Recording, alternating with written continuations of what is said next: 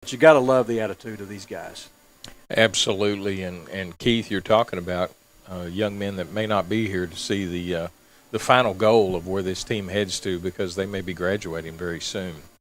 But you still have to have that mentality is, we're building for the future. I'm playing for my teammates. And, that's such a great phrase, and you'll hear coaches use it a lot. Whatever you do, just don't let go of the rope. Stay with me. There's a process to what we're trying to do here, and we're headed somewhere. And every team needs to know, besides the goal lines that are painted on the field, there's a goal. We're headed somewhere. There's a mission to what we're doing. So call me Captain Obvious, but football's a physical ball game. It's a physical sport. And it doesn't get any less physical. Obviously, there's a mental component too. But at the end of the day, so much of this game is physical. And if you don't approach it with the right mentality, if you step into that ring not ready to go 12 full rounds, you're not going to last. It's just not going to happen. So much of being able to succeed is approaching that field with the right mentality and ready to play week in and week out. Guys, this Fayetteville team tonight, it's a mystery team. By all means, I've talked to several people about this Fayetteville team. You look at their games, they went in there, and Conway, we saw Conway last week beat North Little Rock 43-10, I believe it was. Fayetteville beat them handily the first game of the year. Then they turn around the next week, lose to North Little Rock 14-7. Later in the year, they play the Rogers team that came in here and dominated us. They had them mercy ruled at halftime. This Fayetteville team, they've got some D1 players. You've got Caden Turner. You've got Isaiah Satania at receiver. They've got the players. They've got the seniors. It's a team that I look at these guys and I'm thinking, this team definitely could be playing after Thanksgiving. Yeah, and Satania, correct me if I'm wrong, somebody in the crowd, but I think he's got 20 D1 offers from Power 5 conferences. Well, he's the top-ranked player in the state of Arkansas this year. So you're talking about a young man that is very, very talented. And we've seen him, Keith, already in his younger career. He's got the speed, and he can really torch a defense. But one of our bright spots has also been our defensive secondary. Exactly. Yeah, that's absolutely the case, and I think we're going to have to rely upon that defensive secondary tonight. Not to jump the gun here, but I think one of the keys to Southside being able to succeed tonight is eliminating the big play. So Fayetteville's quarterback has got over 1,500 yards through the air. That's third in the state, and he's got 7 different receivers he's thrown the ball to. Satania, Blackburn, both those kids, when they touch the ball, it's over 20 yards every time they touch it. So this offense is all about the big play. Southside can eliminate the big plays. They'll be there. They'll have a chance. That's an interesting matchup, too. You talk about Satania. That young man's a track standout.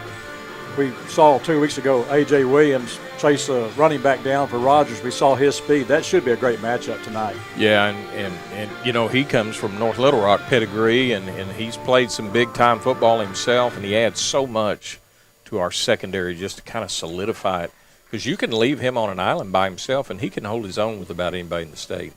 Yeah, they're in for a challenge tonight, and I think that's really going to be one of the key matchups to watch, is how our secondary performs against this very deep and explosive wide receiver core for Fayetteville, including their running back. Their running back has caught the ball a lot too, and he's a sophomore. Yeah, and he's a sophomore. Keys to the game tonight, guys. I've got 4 keys. First thing is, good things need to happen early for the Mavericks. Absolutely, Keith, and that hasn't been happening in our game so far this year. We don't have a win so far this year. A lot of times, as Dalton said, we're starting out with false starts. Maybe there's a holding penalty. It brings back a good play. We've got to watch those mental mistakes, and whatever we do, we can't be giving them free balls. We've got to hold on to the football.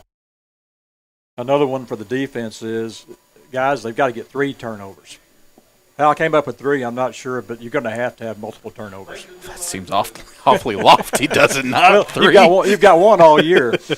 Well, how about we take 1? Well, let's go for positive turnover ratio here. I would love to see 3, though. Yeah, absolutely. We're looking for the perfect game tonight. And I think number 3, and I mention this each week, guys, is there's got to be consistency on offense. They've got to be able to – we really haven't seen this Southside offense, with the exception of last week's long drive, really have any long drives the last 10 quarters. You got to have them, plus you've got to finish the drives. Yeah, and some of their nicer offensive work last week, Keith, you and I both know it was different groups of players that were in there. It wasn't the starting groups. Don't know if it was down to their second group, third group, or a mixture. But we can't even take away from that. These are all positive things that happen. If you're going to build on that as a coach, you got to find some positives. Sure, we want to teach the negative things that we don't want anymore. But if that's all you're teaching, how can a child learn? Here's what we can do right. It's like Sam Pittman, the Arkansas coach this year. In preseason, he told all of his coaches he wanted them to focus on positive reinforcement because negativity wasn't going to work for a ball club that had lost for so long. And there's power to that. Hey, from my vantage point, the best this team has looked all year was the first game against Northside. That first half, they looked solid, really solid. And Northside's a strong ball club. They're 4-1. With that loss coming, a real close loss to Bryant, the best team in the state the past few years. If we can bundle that up and play 4 quarters like Southside played against Northside, they'll win some ball games and they'll be competitive in all of them. So I think if you focus on the positives, you focus on quarters and halves like that, and all you say is let's put it all together. Let's put it all together for 4 consecutive quarters. Guys, my last key to the game is going to be hang on to the rope. Don't let go. I mean, Dalton knows that as well. And, Dalton, you've been a part of some of the history of Southside football versus Fayetteville. It's always a nasty game in the sense of the feelings, a nasty game in the sense of usually something's riding on it. Really has been, you hate to use the term rival because we know Northside is our biggest rival, but it's somewhat of a rivalry game. So Fayetteville has won 6 consecutive, dating back to 2010, which was 15 a out of shootout. 16. 15 out of 16. That's a lot. Well, I didn't want to include my years, but yeah, let's go ahead. But in that same stretch, think about it. From 2007 to 2016, a 10-year stretch, they won 5 state titles. They won half the state titles in a 10-year stretch. There's been a lot of talent to go through this school in Fayetteville, the Bulldogs, and they've got a lot of talent again this year. The struggle for them is sometimes being able to put it all together, and sometimes they've shown up and just had an off night. Maybe tonight's one of those. Well, that's what we talked about. You look at the different scores. You know, you think if you can go in there and beat Conway like you did, what Conway did to North Little Rock, that should be an easy game for Fayetteville. Obviously, it wasn't. So, you know, it's going to be a good game tonight, guys, and we're just about ready for kickoff as the Mavericks come onto the field. And, you know, I think you're going to see a lot of enthusiasm. And I say this each week, guys, and I'm probably pretty repetitive on this, but what we see this team do, we see the improvements that this team makes, may not always show up on the field. You're playing some of the best teams in the state. It's going to be tough week in, week out, but you do see the improvement in these kids, and I like the attitude these kids have. Oh, absolutely. And, you know, that's 90% of the game and whatever the game is that you're wanting to play. As both teams are back out on the field. And another thing you'll notice too, guys, is you look over on the Fayetteville sideline and you look at their roster, they've got double numbers, and that's always a sign of a program that has a lot of kids playing and a lot of kids to choose from. We saw that last week with Bentonville. A lot of kids that came in the second half to play for Bentonville can start with most teams in the 7A West. Oh, sure. But, you know, I remember the 3 of us were at Fayetteville last year, and they were in the midst of not a very good run, and they didn't have nearly as many kids either. But looking through the roster, I recognize so many names. They've got a lot of players that have been through this before and know what to expect, and that's what makes them so dynamic of a ball club. Southside going to receive the ball to start the ball game, and going to see a little different look for the Mavs as they will put back to return Luke White along with Isaac Gregory back to return the kick for the Mavs. Kicking off for Fayetteville will be Graham Whitty. This young man just moved in. You're going to recognize the name on this Fayetteville defense. They've got a Eurocheck playing for. Yep. Good player, too. He came in a week ago, I think, when their Arkansas commitment got injured and put together a pretty strong game. They've got 3 Division I committed players on this ball club, all Power 5 commitments, too. Yeah, so. One of them, Manny Powell, who's not going to play tonight. Yeah, that's what I'm talking about. You know, I was really hoping to get to see that. Well, I say I do, but I know Southside's probably glad he's not playing tonight. But we'll get our eye on Mr. Eurocheck instead. Here's a kick. It's a bouncer that's going to be fielded, and Wyatt's going to touch it. What goes out of bounds. Fortunately for Southside, looked like he grabbed it right as it went out. So talk about playing mentally smart. If he touches that a millisecond sooner, we could be starting this drive at the 6-yard line. That reminds me of we played Northside here one year, and I believe it was, I'll call him out on this, a great kid, Kyan Burns of the Burns family. He catches a kickoff on the sideline at the 1-yard line and steps out of bounds. Wow. Keith, that was another tribute to Wyatt and how scared they are when he gets a run back, and everybody's been respecting him at wherever we go this year. Well, what was interesting about that kick, too, talking to the voice of the Bulldogs, Matt Jones, he was telling me that Whitty actually, for the most part, has touchbacks almost every kick. So they don't want to take a chance with Wyatt out there on the field. Southside will start this drive at the 35-yard line. Guys, that's what I was talking about. Get some break early, and that's a big break for the Mavs. Here's a pass that's going to go incomplete. Looked like it may have slipped out of Sorg's hands. Brings up second down, 2nd and 10.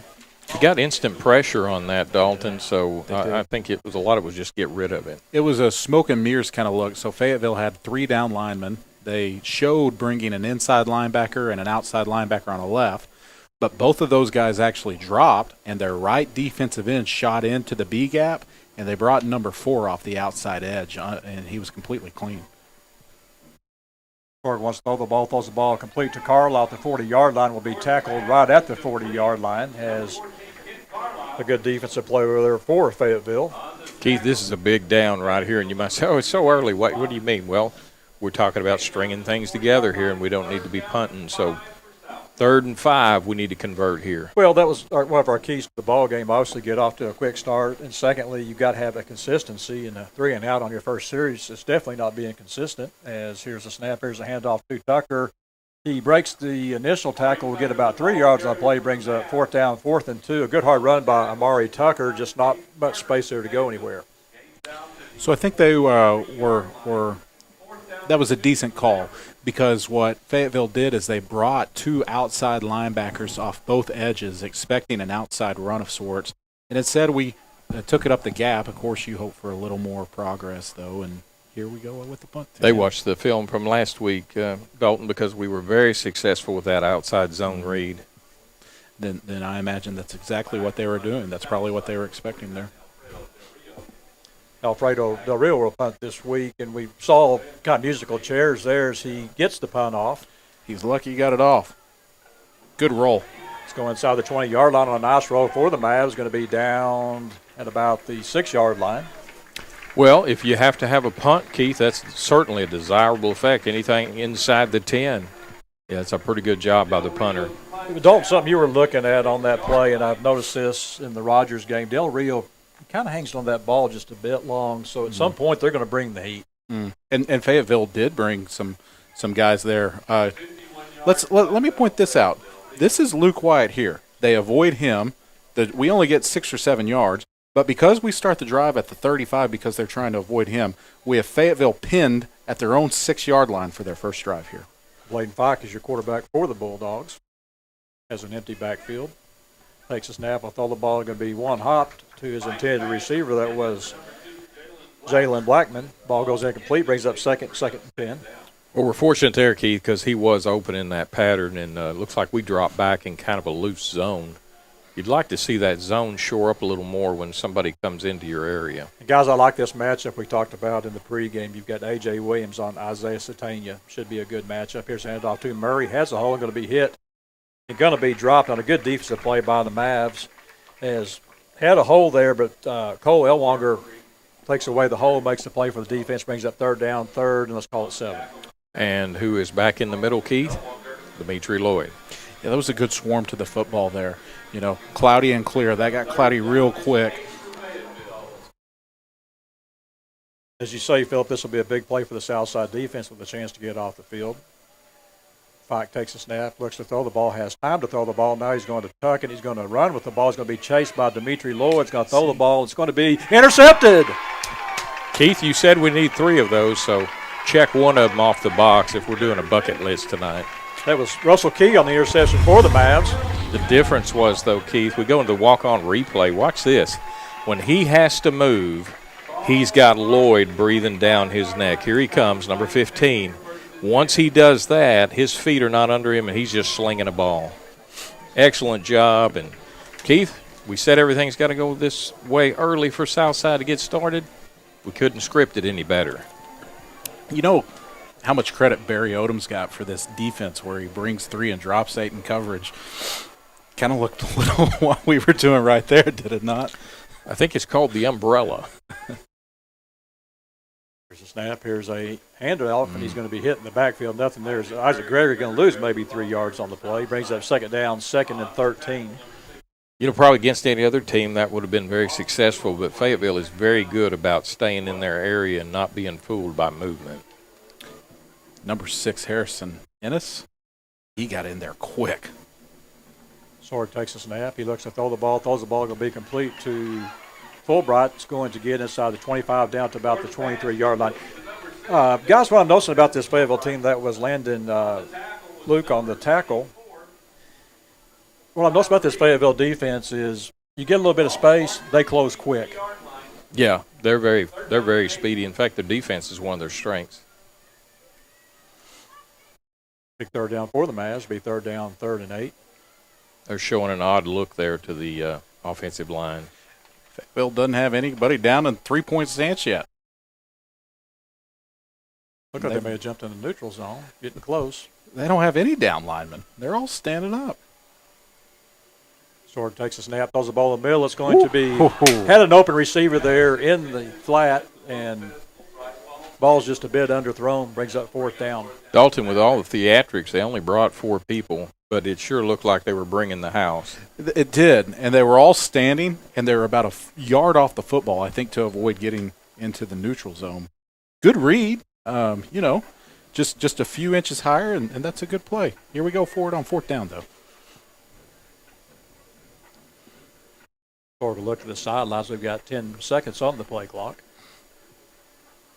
Looks to his left, throws the ball with the middle. Going to be one hopped as he had a wide open receiver. That was Kent Carlisle. The ball goes incomplete. The ball will go over on downs. Pretty much the same play, Keith. I didn't see a lick of difference in that except the way Fayetteville played it. In fact, they played that worse than they had when Fulbright went into that same spot. Got to take advantage of that. And Southside really, guys, they had the open receivers both times. The receiver was open, but the ball was not delivered. Yeah, and we need this D to get right back off the field. We're going to lose some field position here perhaps, but we need to keep them in that mindset. Hey, we're only out here for 3 downs, guys, so we give it all we got. We're going to create some havoc and really mess with this quarterback. Wade Pike wants to throw the ball. Looks down the field, throws to his outlet receiver. That's going to be complete to Murray. He's going to be hit and dropped at the 25-yard line. A good job by the Southside defense. That is Dimitri Lloyd over there along with Cole Elwanger making the play. And guys, I'll say this, Lloyd on defense, he is very active. It was very strange there, the defensive line play. It was almost as if they were in some sort of goal line set trying to create a mess there for Lloyd to clean up. I think they thought it was going to be a run, but still a successful outcome. Take it down, 2nd and 8. Pike wants to throw the ball. He's going to tuck it. Looks down the field, has an open receiver, and throws behind his receiver. Incomplete. That was Hayes Robinson, the intended receiver, will bring up 3rd down. And, guys, I'll say this right now, from what I've seen so far, both quarterbacks seem to be off. Well, I think Lloyd is putting this quarterback off because he's probably used to being able to kind of do what he wants, move around. Lloyd is mirroring him. I mean, he is a man-on-man in that situation. He's not going to let him out of that pocket. And I think that's kind of rattled Mr. Fike. What's the center on the nose guard? They essentially take each other out every play right now. Well, not that time.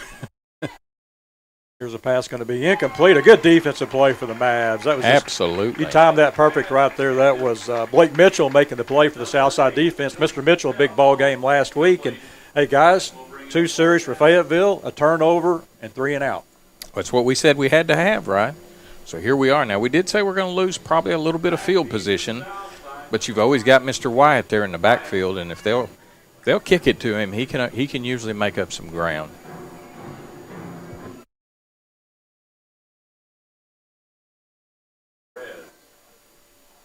Isaiah Perez will punt the ball away for the Bulldogs. Here's a kick, a low line drive kick that's going to hit and go out of bounds at the 44-yard line. Southside will start their 3rd possession of the night at their own 43-yard line. Well, Keith, it wasn't quite as good as our field position earlier, but there's nothing wrong with getting the ball about midfield. This is what we had last week, guys. I mean, we were talking about the field position Bentonville had all last week. It seemed like every series they had was inside our 40-yard line, and I can coach a team if you give me that kind of field position. It says something about Luke Wyatt's ability that every team we play is that afraid to kick the ball or punt the ball to him.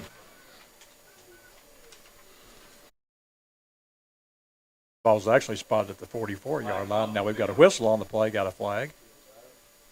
Not sure what it is, Keith. I didn't see a signal. This may be a sideline warning. No, offsides. Wow. Well, you know what? We should have went to Vegas tonight. This would be our night, wouldn't it? Because everything is coming up good here. It's a very premature false start. Never mind. Well, I actually saw the signal for offside. I did too. We had both hands on the hips. Or as they used to say in the NFL, encroachment. The difference between these referees and He still did still that. in offsides. So I guess we lined up offsides. I think is they what did. he I think said. it was one of our receivers actually lined up offsides.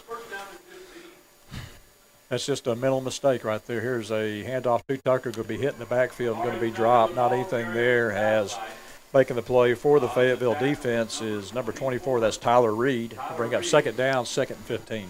Well, you're seeing why all these D1 coaches are hanging around Fayetteville practices and watching. That's a lot of speed and a lot of power that's coming every time. They're very fast. They've got a very fast ball club. Normally, though, if it was one of the receivers, Keith, you know, the side judge usually puts his foot out to show you where the line is, and I don't know what happened there.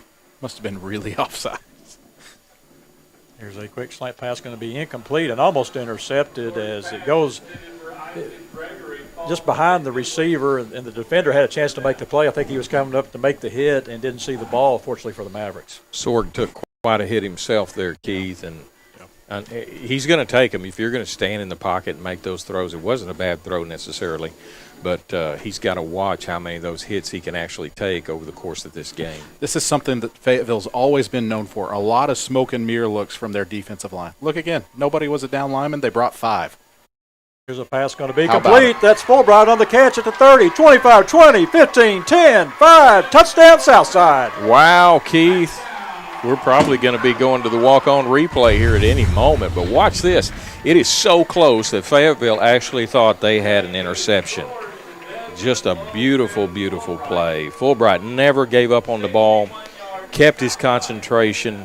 There's nothing in front of him. Got a nice block, too, by Kent Carlisle on the way to the end zone. So this zone look that they're showing, they're bringing 4 or 5 every play. They're playing zone, but they're allowing their safeties to get receivers behind them. That's why the post is being so effective of a route right now. We've had it 3 times. We've successfully scored on 1, which is a good amount, but it's been there 3 plays, and I think we'll continue to hammer that route against this defense until they show they can stop it. We're back with the Maverick kickoff after this. You're watching Southside football on Maverick TV.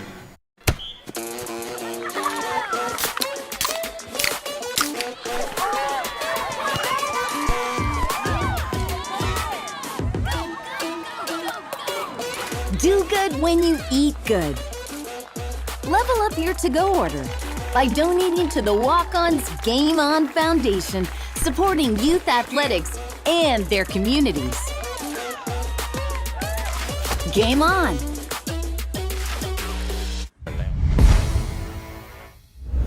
Which one? The legal?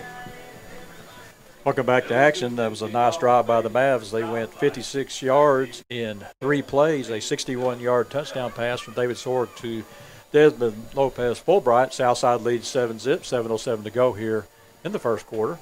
Catch tonight's game replay, Keith, every Tuesday at 7 p.m. on Cox Your View, Channel 22. Here's the kickoff. Going to be a short kick, going to be fielded at the 10-yard line. He's at the 15. He's at the 20, the 25. At the 30-yard line will be tackled at the 35-yard line. Good job by Fayetteville there on their reception team. They all kind of made that wedge that you want to see, and I knew that was something that was going to go for some yardage. So they'll have this starting field position about where we did after the kickoff that went out of bounds.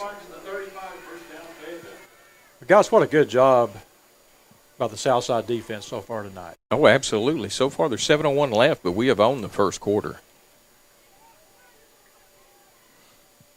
Here's a handoff to Murray. He's going to be hit and going to go forward for about maybe 3 yards. That was Cage Cashling making the initial contact for the Southside defense. Cleaned up on the play by Dimitri Lloyd and Gavin Grant. Yeah, I tell you what, we're not doing bad, and I don't think Fayetteville really is all that comfortable running in the A-gap, Dalton. Well, they haven't been comfortable doing anything just yet. 7 plays and a net of under 10 yards to this point. That's the thing about this offense, though. All it takes is one big play. No backs in the backfield. Spike takes a snap. Tells the ball going to be complete to his receiver. Good hit. Going to be hit. He gets away. That's Murray. You got to wrap up on the play. Southside had a chance right there. That was Gavin Grant. Hit him at about the 39-yard line. He's able to bounce it outside. Guys, that reminded me of the play of the A&M Arkansas game where we throw the pass out and the A&M guy pushes the guy down the field for the touchdown. But you got to wrap up. Simple as that. Nothing wrong with the hit Grant gave, and in fact, for most teams, that guy would have been down. But that just shows you their athletic ability. Fayetteville goes to a no-back offense. And they'll bring a man in motion. Here's a snap to Satanian in motion. They'll try to get the ball out to him. Going to be incomplete. We'll bring up second down, 2nd and 10. This was a chess game, Dalton. I'd say right now Dimitri Lloyd's about to say checkmate here at some point. He is in that quarterback's head all the way. Yeah, his throws are off right now. They are. He was a millisecond late there and a little too in front. I think someone's in his head certainly, or things are just slightly off to this point. Yeah, and I think it's bothering him that Lloyd basically, as you said, it's a Barry Odom look, an umbrella defense, and Lloyd is the spy, and he can't figure out why is he always there. It's second down, 2nd and 10. Here's the handoff to Murray. Has a hole. We'll get across midfield into Southside territory down to the 48-yard line where Dimitri Lloyd makes a play for the Southside defense. Yeah, Lloyd there actually came forward when he saw it was a run play. It didn't stay in that spy position. Tried to make the play, but he kind of got caught up in the traffic, which caused it to be a little more yardage than we'd like. Be third down, 3rd and about 4 for the Bulldogs. Got a flag on the play. It's going to be likely offsides on our guy on Satania. I mean, he was right on top of Satania. I like the physicality, but just a little too close. Yeah, and I think some of that, Dalton, maybe the whole package is maybe it's not just the quarterback we're in his head, but we're kind of rattling the edges here on who should be D1 talent. Yeah. But guys, the thing is, though, you've got to eliminate those mistakes. I mean, an offsides to me seems to be the one thing that, I mean, you line up offsides. I mean, there's no excuse for that. The ball is where the ball is. Exactly. Here comes the pressure as Fike rolls away from the pressure, looks to throw the ball, throws the ball down the field, going to be tipped and almost intercepted again. Another opportunity there for Russell Key for his second Oski of the game. The ball goes incomplete, brings up second down, 2nd and 10. Hey, guys, I think y'all are right. They're making Fike very uncomfortable. He's on the roll trying to throw the ball, and that ball's getting away from him. Yeah, and he's not on the move without pressure, and that pressure just is relentless, and it keeps coming. And the way they're playing this game, Dalton, I think really feeds into our smaller defensive line. We're not having to take the pounding maybe like you did against Bentonville with those huge offensive linemen just keep coming. They're going 5 wide. Here's a quick inside tunnel screen to Sasania. He's going to be hit. That's A.C. Woodard had a hold of him. He gets away. He's at the 30, 25, 20, 15, 10. Cuts it back inside. Will be pulled down from behind at about the 5-yard line. And, again, you had a missed tackle. That was Cole Elwanger down there making the play for the Southside defense. And, guys, you got to wrap up. Got to wrap up. These guys are not going to go down with first contact, and they are used to making yards after the catch. And that was set up well, but we'd read it well. That should have been probably about the line of scrimmage. Well, they knocked him out of bounds at the 19-yard line, so he did step out. So it's a bit of a break for the Mavs.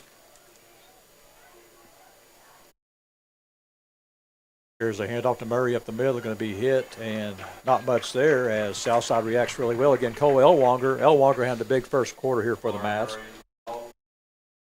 He has. He's been in on a lot of plays. I think their MO when they get in these uncomfortable 2nd and 3rd and long positions is let's try to get the ball in number one's hands. So far, I believe that was his first reception so far was on the screen that they set up for him. Mm-hmm. So yeah, they tried to get him on a swing pass, but the ball was thrown just a bit ahead of him. The spike takes a snap, looks to throw the ball, has all day to throw the ball, now rolls to his right. And here comes the heat, going to be hit by Cage Cashling, gets him back at the 21-yard line. Guys, what great coverage. What great coverage in the secondary. That was a coverage sack all the way, even though it was a defensive player in the line that got him. But here's the other thing. Lloyd never left him. Now, he was 5-6 yards away from him, but he never left him. Yeah, that was a coverage sack. I mean, he had the ball for 5 seconds before he went down. That's great coverage. Yeah, and AC Woodard will check in at right, defensive end for the Mavs, replacing Castling, gave him a break after that play. Again, 3rd down, 3rd and 12. Pike has time to throw the ball. He crosses the line of scrimmage. Now he's going to run with the ball and going to be hit and dropped on a nice defensive play. He thought he had Lloyd on his feet there. He jumped, and he thought, I'm going to be able to get away. But, man, what a play. That was Gavin Grant making the play for the Southside defense. We'll bring up 4th down. Looks like Fayetteville are going to go for it here. Southside that time, I think Grant learned from his play earlier where he didn't wrap up. He wraps up that time and really made a really nice play. Maybe saved the 1st down. Yeah, he did. We're sticking with the same look. We're going to bring 3. We're going to have our middle linebacker as a spy. Everyone else is dropping in coverage. Here's the ball towards the end zone. That's Satania on the catch inside the 5. We'll get down to the 4-yard line where Blake Mitchell brings him down. Little comeback route, Keith, and those are hard to defend for anybody. And, of course, you've got the talent they have. They're going to make those catches. Well, Satania, guys, you're talking that speed he has. You've got to play off of him a bit, so you got to give him a little bit of a cushion or he's going to blow past you. So, what do you do on that? I like the approach. You stay on top of him, but you got the zone to back it up. Here's a handoff, and he's going to get in the end zone for the touchdown, a 4-yard touchdown scamper. That is Will Stokenberry on the touchdown. They're going to score points. We know they're going to score points. They've got the best player in the state of Arkansas that's playing wide receiver for them. And they have 7 different receivers who've caught the football. They're going to score points. We've got to hang in there and score points with them. That's Harrison Enos in for the extra point. Ball is down, kick is up. It's good. We're tied at 7 now. Be back with the Fayetteville Bulldog kickoff after this. You're watching Southside Football on Maverick TV. It was the night before breakfast when suddenly Austin craved eggs and bacon and the toasted breakfast burritos he'd eat when he awakened. And the party was turning up, but Darren decided to wind down because sleep is a one-way ticket to toasted breakfast burrito town. So when Alex received that late-night text, she thought about breakfast, and she ghosted her ex. Toasted breakfast burritos are here. Go to bed, sleep well. The sooner you sleep, the sooner you'll get one. Only at Taco Bell. Bung. Hey, catch tonight's game replay every Tuesday at 7 p.m. on Cox UU Channel 22. Dalton, do you know you never have to miss a Southside Rebel or a Southside Maverick football game? Just follow the Maverick TV YouTube channel. It's free, and you'll get a notification every time we go live. Just search for Fort Smith Southside Maverick TV. Graham Whitty will kick off for the Bulldogs. Here's the kick going to come down to Luke Wyatt. We'll take it at the 4-yard line. Crosses the 15. We'll get to about the 17-yard line. They don't have a face mask. I saw a flag. Mm-hmm. Could be another flag for a little excessive activity, but I believe it's a face mask. Keith, wouldn't you say the officiating this year has really been good? I mean, it has been good, though. I mean, it has. And Dalton, we saw something 2 weeks ago. You'll be glad to know they actually did 2 measurements in one game. Wow. Yeah, we knew you would appreciate that of all people. They're definitely not getting paid by the measurement. Yeah, we gave a shout-out to your father-in-law, too, on that. Good. This is going to be a 15-yard penalty. Yeah. Hey, G2 Media Group, LLC, holds all rights to this broadcast. Any reproduction or rebroadcast without written consent is prohibited. You know what the best part about the streaming, the TV options are?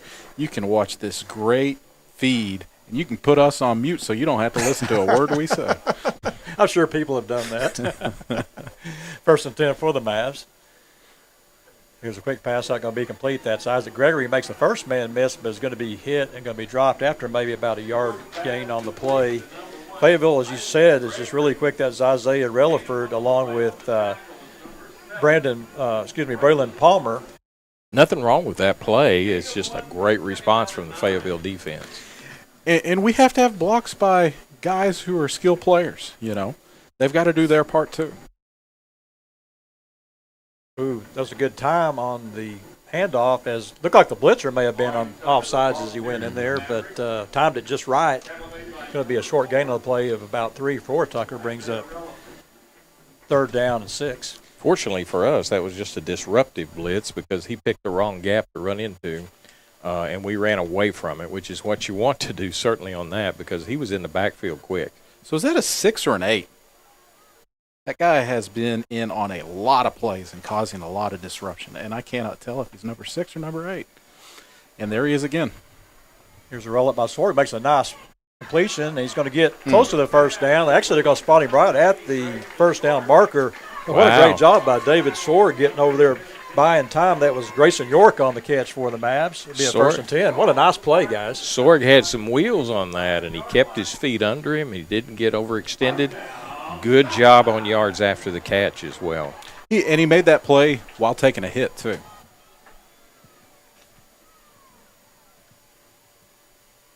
Here's the handoff to Tucker. He's going to get forward for maybe about 3 yards on the play. Brings up 2nd down, 2nd and 7.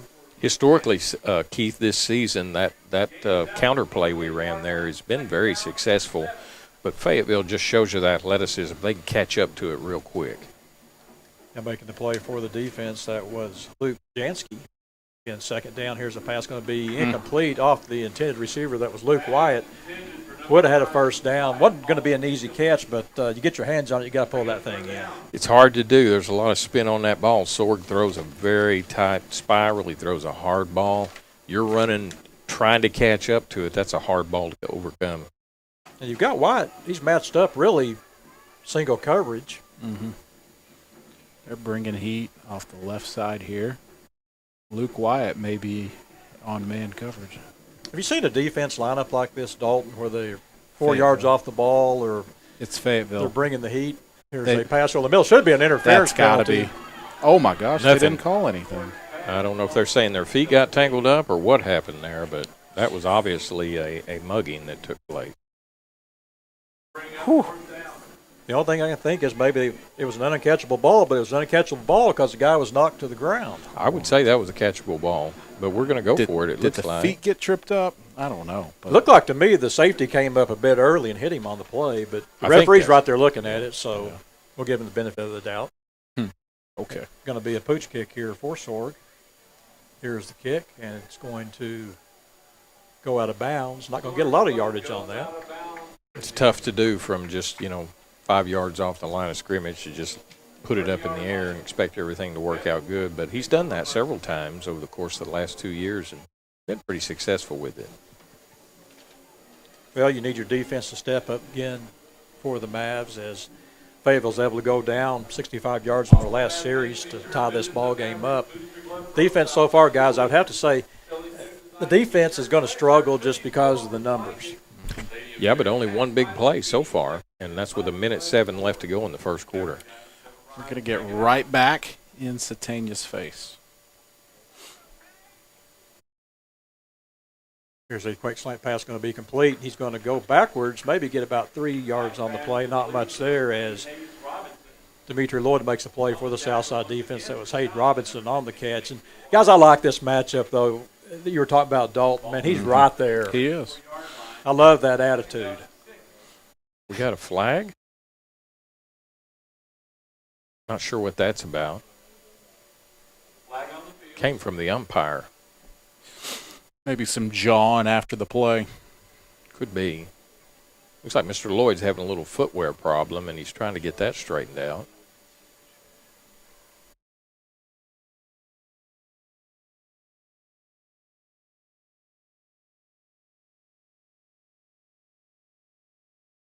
Sure what's going to be going to come over and talk to Coach Kim Dameron. Having some afternoon tea.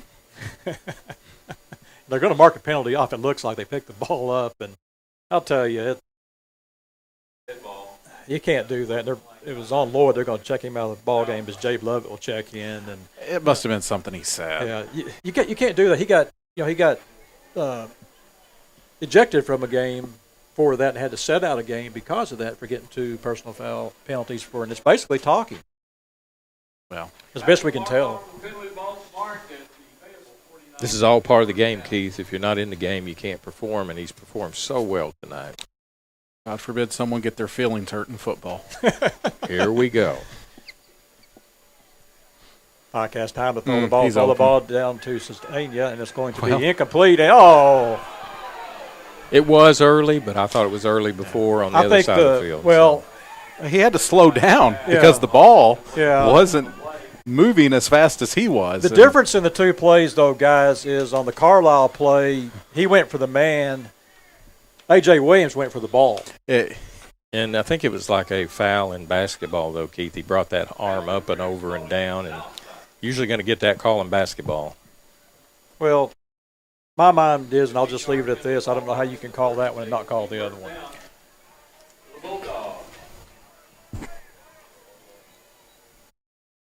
Good thing is that's on a spot foul in high school football. It's just 15 yards. You know, Southside's had a lot of penalties here early, as it's not been a good thing for the Mavs. 30 yards of penalties this drive. Here's the handoff to Murray. Has a hole there. He actually runs into his own man. Will get a first down as he gets down, well, close to the first down marker. Let's see where they spot him at. Ran over his own lineman. All right, Mr. Lloyd's coming back in the game, Keith. I think that was just a teachable moment between him and Coach Dameron. And here's a quick pass out to Satania. He is going to be hit, going to get inside the 20-yard line down to the 19-yard line where Dave Lovett makes the play for the Southside defense. And guys, I got to ask this in high school, do you, even when you run a fast offense like that, are you not allowed as a defense to make substitutions? Well, that's a complicated question. Yes, you are allowed to make substitutions, but at certain times. Only if the offense makes them. Oh, if they keep the same personnel group out, You nobody got to gets keep that. going. And that's the end of the first quarter. At the end of one quarter, we're all tied up at 7. We'll be back at the start of the second quarter after this. You're watching Southside Football on Maverick TV. Most dealerships in the River Valley may be short on inventory, but not at Orr Chevrolet in Fort Smith. Score more today and shop over 500 vehicles on their lot. Stop shopping the low inventory lots and shop Orr Chevrolet today to choose from over 500 new, used, and GM certified pre-owned vehicles. Larger inventory, more for your trade, and the best service teams around. Drive home in one of the over 500 new, used, and GM certified pre-owned vehicles today. Stop by 6500 Auto Park Drive or shop online 24/7 at OrChevyFS.com. And remember, you always get more with Orr.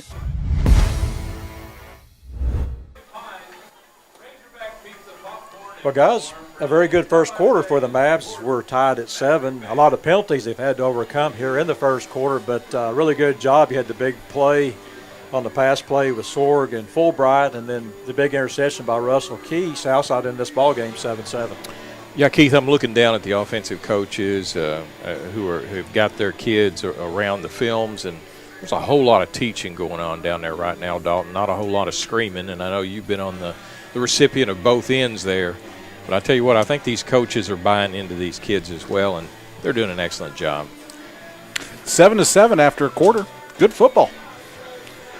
You know, we had a really big play, and we're watching some of the best players in the state at Fayetteville, and we're playing right there with them. Good quarter of football. Let's keep it up. First and 10 for the Bulldogs. They want to throw the ball here. It's going to be complete to the sideline. That Satania is going to get inside the 10 to about the 8-yard line where A.J. Williams makes a play for the Southside defense. Guys, I want to bring this point up, and I'll probably wait because they're running this fast offense, but there's a point I want to make about the Southside defense at some time here in the ball game when it slows down. First and goal from the 8-yard line. Here's a quick pitch out to Murray. He gets the corner inside the 5. We'll get down to about the 2-yard line. It's a good block by 24. So much of football and so much of offensive plays are not made by the guy with the football. They're made by the guys leading the way. Spoken by a true offensive lineman. That's right. Here's a handoff to Murray. He's going to dive in the end zone. Touchdown. Yeah, they really can. When they want to and they want to put the heat on us, it is hard for our smaller defense to keep up. They do have some big kids on that line. I think they'll continue with this hurry-up look, eliminate substitutions, and try to wear us down. It seems to be working well for them. I expect that to continue. Ryan Maxwell will be in to attempt the extra point. Ball's down. Kick is up. And it's good. Kick is good. 11:29 to go here in the second quarter. Fayetteville now leads 14-7. We'll be back with the Bulldog kickoff at Fish. You're watching Southside football on Maverick TV.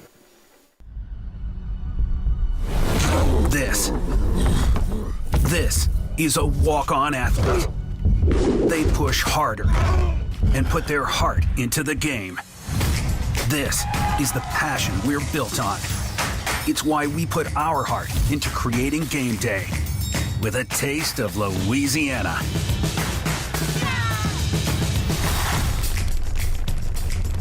Walk-ons, we live for this.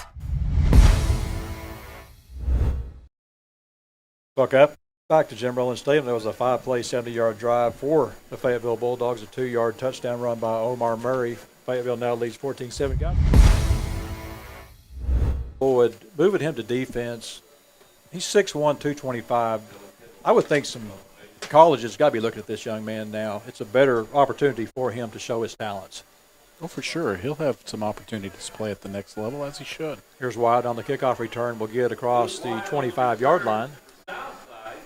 They're still scared of him. They're trying to feel him out there a little bit, but I think most teams this year, Keith, are more scared of Wyatt in that return situation than they are him actually in our offense. So that could leave him open for some good opportunities tonight. So the kicker's last name is Whitty. When I was in law school in Fayetteville, there was a 93-year-old professor named Al Whitty. I wonder if that's his great-grandfather. How about that? The wonders never cease with you, do they, Dalton? Never. The 1st and 10 for the Mavs. They'll start this drive with their 26-yard line. 2 backs in the backfield for the Mavs. Here's a keeper by Sorg. We saw this last week. Going to get not much there, maybe 1 or 2 yards on the play. Bring up second down, 2nd and 9. It's tough to run against this quick react defense that they have, no matter if they're all standing up, they're all lined up in a handstand.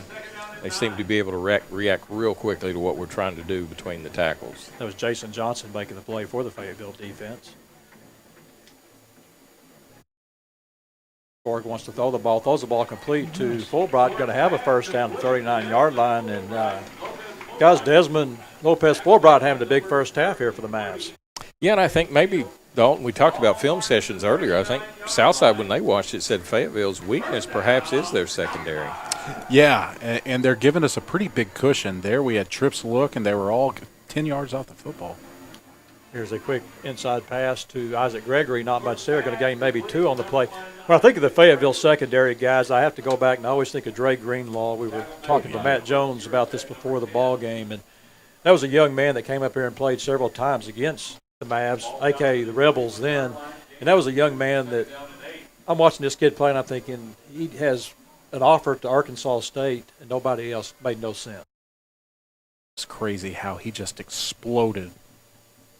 Quick pass to Fulbright inside, makes a nice move. Yes, he does, and going to be close to a first down, going to be wrestled down, maybe just a bit short of the first down. That was Braylon Palmer making the play for Fayetteville. Be third down, 3rd and 1. Fulbright, 4 catches here early.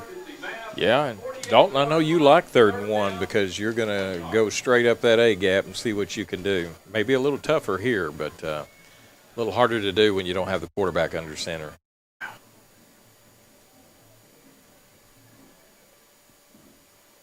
Here's a handoff to Tucker, going to be hit in the backfield, but goes forward. We'll have the first down at midfield. Tucker doing a good job, guys. 2 things I'm noticing here about Tucker is the offensive line's not giving him much space to run the football, but he's doing a very good job. I mean, it's 2-3 yard gains he's making, but he's making that first guy miss. But here's what I love about what the line's doing. Even though they're having a hard time moving Fayetteville, they're not giving up their blocks, and they're staying with him, and that's what allowed him to get through. 1st and 10 for the Mavs, and Sorg gets away. The play's still alive. Throws the ball down the field for Isaac Gregory. Had him open on the play and really put the ball right there. Would have been a potential touchdown for the Mavs. Ball goes incomplete. But what a great job by David Sorg to get away from the initial contact and make a play. Well, I'm wondering it almost looked like an inverted whistle, and maybe Fayetteville thought that they were supposed to stop. It was just the strangest thing to see. But, well, we saw that 2 weeks ago against Rogers. But Sorg didn't give up, and that's the key there. And that was an excellent ball he threw downfield on the run, too. Yeah, we had an end of grass on Rogers at about the 25-yard line. Everybody stopped playing except the quarterback and the receiver. They get the touchdown. Second down, 2nd and 10 for the Mavs. Sorg wants to throw the ball, throws the ball complete. That's Carlisle on the catch. Just steps into opening in the zone. Will gain about 7 on the play, brings up 3rd down. Let's give him 8, be 3rd down, 3rd and 2. Looks like our sweet spot, I don't mean to give away our secrets, is about 15 to 20 yards down the field. Takes a minute for that to happen, and a good job by the line to give Sorg the time to be able to do that. Actually, it'll be 3 yards for the first down, 3rd and 3. At the Fayetteville 43-yard line. Here's a handoff off the left side. That's Tucker. Good. Cuts it back inside across the 35. We'll get down to the 31-yard line. A great run by Amari Tucker as Cross Garter makes a play for the Fayetteville defense. Another first down for the Mavs. Here's the walk-on replay, and watch this. Just kind of a zone read. He pops it outside, but then cuts it right back up the field. That's some moves there, some individual effort. Sorg throws the ball out. It's complete to that's actually Tucker on the catch at the 25. Makes a man miss. Guys, great job, stop and go. Great job, stop and go. And I tell you what, Dalton, they had a good game last week, and we were neglectful not to mention that in the pregame. But they had our running backs played exceptionally well last week. He's having a really good drive right now, too. That was a nice play. This will be the ninth play of this drive. Here's a handoff to Tucker. He's going to be hit and dropped, and that was a really nice defensive play. Looked like there was an opening there, but Cross Garter makes the play for the Fayetteville defense. Going to lose 2 on the play, brings up 2nd down, 2nd and 12. Well, how many times do you go to that well? And maybe that was once too many, but that's okay. We're still in positive area, 2nd and probably 12, but we're still okay. Mavs doing a real good job. Really haven't got the running game going per se, but which makes it tough in the passing game, but Sark doing a good job on this drive of completing passes.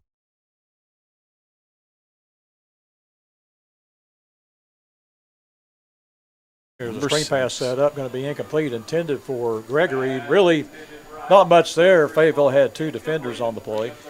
Well, I think Sorg really got he had somebody right there in his face. It's Jason Johnson. He's having a terrific first half, and he's in Sorg's face about every second or third play. It's hard to make that jump pass very accurate, and he kind of had to do that there to keep the drive alive. This guy's moving between outside linebacker and defensive end, and he's got some good moves on him. There he is again. There's a relic going to be complete. That is Fulbright's going to catch it, going to get inside the 15 down to about the 13-yard line. And we're going to go for this, Keith. We just got to keep going. We've got the momentum. I love the yards after the catch. Del Sue's going to check in for a field goal. Well, see, I'm going to quit prophesying. You did it last time, said Lloyd would play defense. Leave it to me. Somebody's always got to rain on your parade. Well, you got the momentum. Try to get the points out of it. I understand Southside does a lot of things different just because of the situations they've been in, going for it on 4th down sometimes and places you normally wouldn't do it. But, this is a big play here. Got to get these points. Ball is down. Kick is up. Kick is good. Southside now trails 14-10. We'll be back with the Maverick kickoff after this. You're watching Southside football on Maverick TV.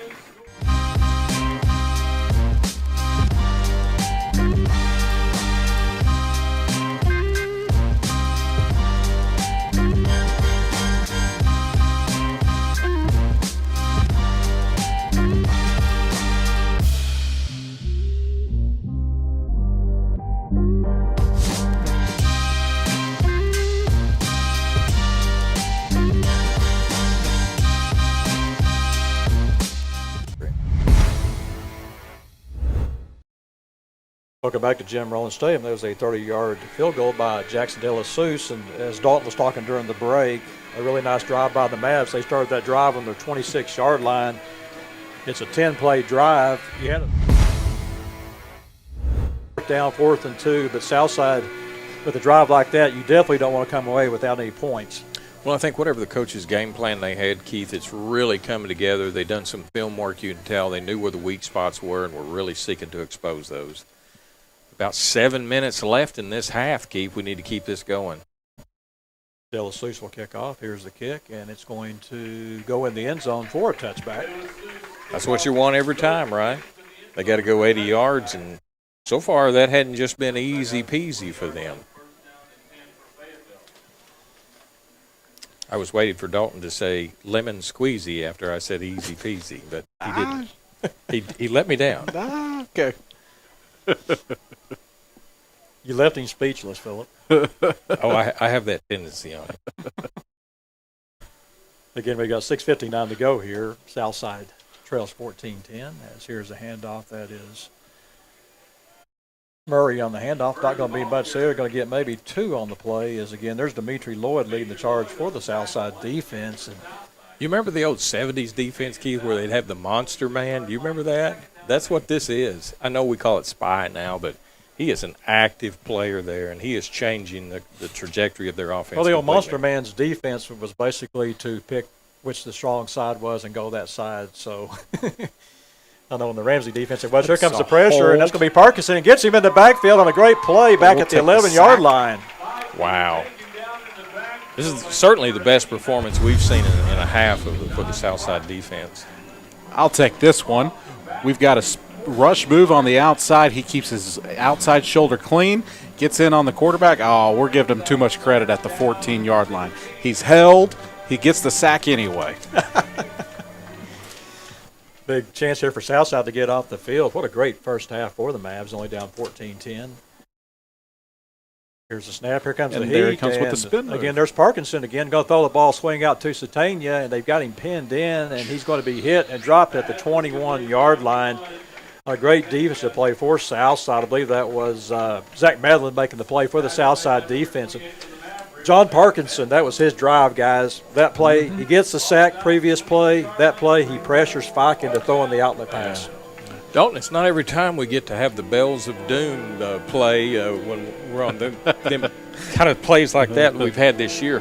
But what does that do for that young defensive lineman, Dalton? They're playing pretty well. And, you know, we get a spin move inside that rushes the quarterback out of the pocket, forces him to make a throw he doesn't want to make, and we've got a turnover a punt away. Now, Tyreek Scott will be your punter. Here's the punt, and it's going to take a bounce. Not a very How good about punt. it? It takes a Southside bounce back to the 39-yard line. Can you say U-turn? Is that even a football term? That ball did a U-turn, had some weird English on it. Fayetteville's got some pieces. If they're going to compete on a high level in the state, they're going to have to begin to put together, and we're certainly getting the advantage of that tonight. We've had good field position to start a lot of drives, too. Just the opposite of last week.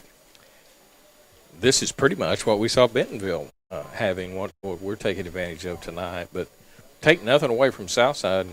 We're making our opportunities. We already got 2 scores in the first half. Yes. Playing well this half. Hey, be sure to catch tonight's game replay every Tuesday at 7 p.m. on Cox Your View Channel 22. Maybe an upset you can watch Tuesday night. We'll see. First and 10 for the Mavs as Sorg takes a snap, has time to throw, throws it over the middle, has the receiver. That's Carlisle, and I don't know how to really describe that play. It was there. Carlisle tried to use his body to cut inside, but I think when he did, he kind of lost his angle on the ball. If he'd have kept running, I think we had 6. Yeah, that is a spot throw there. I mean, obviously it has to be, and that post is what he's guiding it by. And I think he just got off a little bit. That's okay. It was still a good effort, and that scared Fayetteville, I promise you. Here's a quick pass out to Carlisle. He's going to catch it. Breaks the first guy miss, and will get down to the 31-yard line. A gain of 8 on the play brings it up third down, 3rd and 2. Only thing wrong with that was he lost his footing. I think if he kept his footing, he'd have got 4 or 5 more yards out of that. Still a good, positive play. They're down in 3 for South. They're really respecting Kent Carlisle. They've been giving him a nice cushion. Sorry looks to throw the ball. He wants to throw the ball in the middle, complete to Fulbright. Going to have close to a first down as he's chased down on the play. That's awful close. Hard to get away from these guys. That was Cade Fields making the play for the Fayetteville defense. Going to be a first down for the Mavs. And no measurement, Dalton. How do you like that? Oh, we can't have measurements. Sorry, it brother, you benefits missed it for the year. Here it benefits us. I'm not complaining. Fulbright, 5 catches first half tonight. Big first half. Sorg looks to his left, wants to throw the ball, throws the ball, going to be complete on a diving catch. A nice play by Kent Carlisle. Yeah. That should be a first down, I believe, where they've got him marked, Keith, maybe about a 11-yard gain. Yeah, they gave him the first down. He's open on a lot of plays. They're really respecting him because they don't want to give up that deep pass threat to him. Got a little size difference there, too. He's about 6'4", and they're probably, 5'10", 5'11". Oh, that's an offsides. They had 12 players on the field. Could 5 be another yards. penalty, too, as big old number 33 just laid into the head of Isaac Gregory on the side after the whistle. No penalty. They called timeout. And with that timeout, we'll take one, too. You're watching Southside Football on Maverick TV. Bud Anderson is proud to be the official heating and cooling provider for the Arkansas Razorbacks. We've served Northwest Arkansas since 1987. The Hogs have had some great coaches, but we've never had so many on campus all at once. With Sam Pittman, Eric Musselman, Dave Van Horn, and Mike Neighbors, just to name a few. We put together quite a team of Bud Anderson also, and we couldn't be more excited to partner with our state's flagship athletic program. Woo Pig!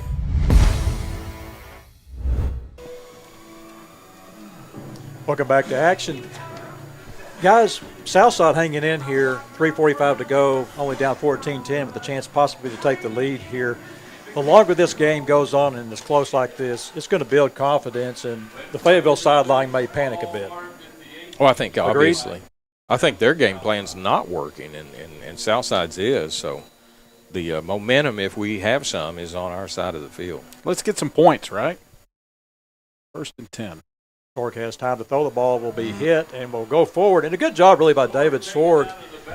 He takes the sack, but he is able to fall forward. Instead of being maybe a 6-yard loss, it's going to be more like about a 3-yard loss. I just don't think he had anywhere to go there on that play, Keith, and he did the right thing. Sometimes you just got to eat that football, but as bad as we hate to say. Well, you start feeling the heat too, guys, and you want to tuck that ball in. You don't want somebody to strip that ball. And good job by Sorg. You know, you live to see another day. 2nd down, 2nd, 13. Quick pass out to Tucker, going to be off his hands, and he had an open receiver down the field. Carlisle had about a 5-yard separation at about the 3-yard line. Yeah, I think on that, because of the play before, he already had his clock turned up that I need to get rid of this ball pretty quick. Not a bad strategy when it comes to Fayetteville because they can come on you very quickly. And that's a tough catch, too. Sorg puts a little mustard on that ball, and it's not an easy catch on the run for Tucker going sideline to sideline.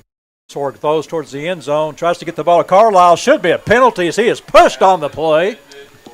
I didn't see a flag. No, there's not a flag. But he was actually pushed on the play. So, But that goes back to upstairs. I'm sure the coaches here in the box, they saw what you saw in the last play, Keith, and they said, let's go right back to it. And he's won a couple of those this year, those jump ball situations. there was a little hand going on there. Maybe they're calling it both ways. I don't know. Delassus had plenty of leg on his last kick. Let's see if he saves some here. This will be a 38-yard field goal. Ball is down. Kick is up. And kick is no good. I think it just hooked a little bit on him to the left. If I'm Coach Dameron, guys, maybe I'm wrong, but I'm getting in that back judge's ear. There's been two non-pass interference calls. Interference call that there's no consistency. Yeah, but Coach Dameron's got to be elated at where we're at. I know we're not ahead. We're not winning the game. He's got to be elated compared to some of the things we've witnessed. Need your defense again to step up here. Fike wants to throw the ball. We'll throw the ball complete to Satania on the catch. Going to get across the 35 up to the 37-yard line where A.J. Williams makes the play for the Southside defense along with Zach Medley. Hey, they're going to get those plays, Keith, but we're not giving them the 40 and 50-yard walk-off, so to speak. Maybe the we home should run. start the clock. Okay, there it is. It's the little things, isn't it? I don't want them to have more time than they need. Here's a pass over middle. That's complete to Satania. He makes the first man miss. Will be hit and dropped at the 40-yard line. They took him away from Williams that time, Keith, and brought him from the opposite side of the field, trying to get him a little more space because Williams has done a good job on that far side of the field of keeping him in check. Williams actually ended up making the tackle along with Zach Medlin, 1st and 10 for Fayetteville. Here's a quick pass out, going to be complete. He finds a hole down across the 35-yard line. Let's see, they'll spot it at the 33-yard line. They are going to go hurry up this entire way. Been most successful for them when they do. Now we've got a whistle on the play. Southside going to take a timeout. With that timeout, we'll take one, too. You're watching Southside football on Maverick TV. Comfortable isn't the first word most people think of when they think about a dentist visit, but Aesthetic Dental Institute is different. Dr. Hinshaw has been serving the community for over 25 years with expert dentistry. For cleanings and preventative care, IV and oral conscious sedation, cosmetic dentistry, bleaching, Invisalign, restorations, and even Botox, Aesthetic Dental Institute offers modern dentistry in a relaxed and calm environment. Schedule your complimentary consultation at salisawdentist.com. Welcome back to action. We've got 2:31 to go here in the second quarter. Southside trails 14-10. Been a very good first half. Really both sides of the ball for the Mavs. With the exception of the penalties, played a pretty clean ball game. Dimitri Lord having doing a great job on defense tonight along with A.J. Williams. Offensively, Desmond Lopez-Fulbright, 5 catches for the Mavs.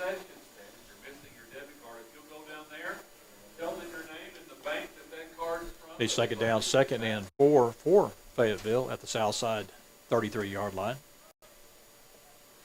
Pike wants to throw the ball, looks down the field. He will throw it towards the end zone to his receiver, going to be incomplete.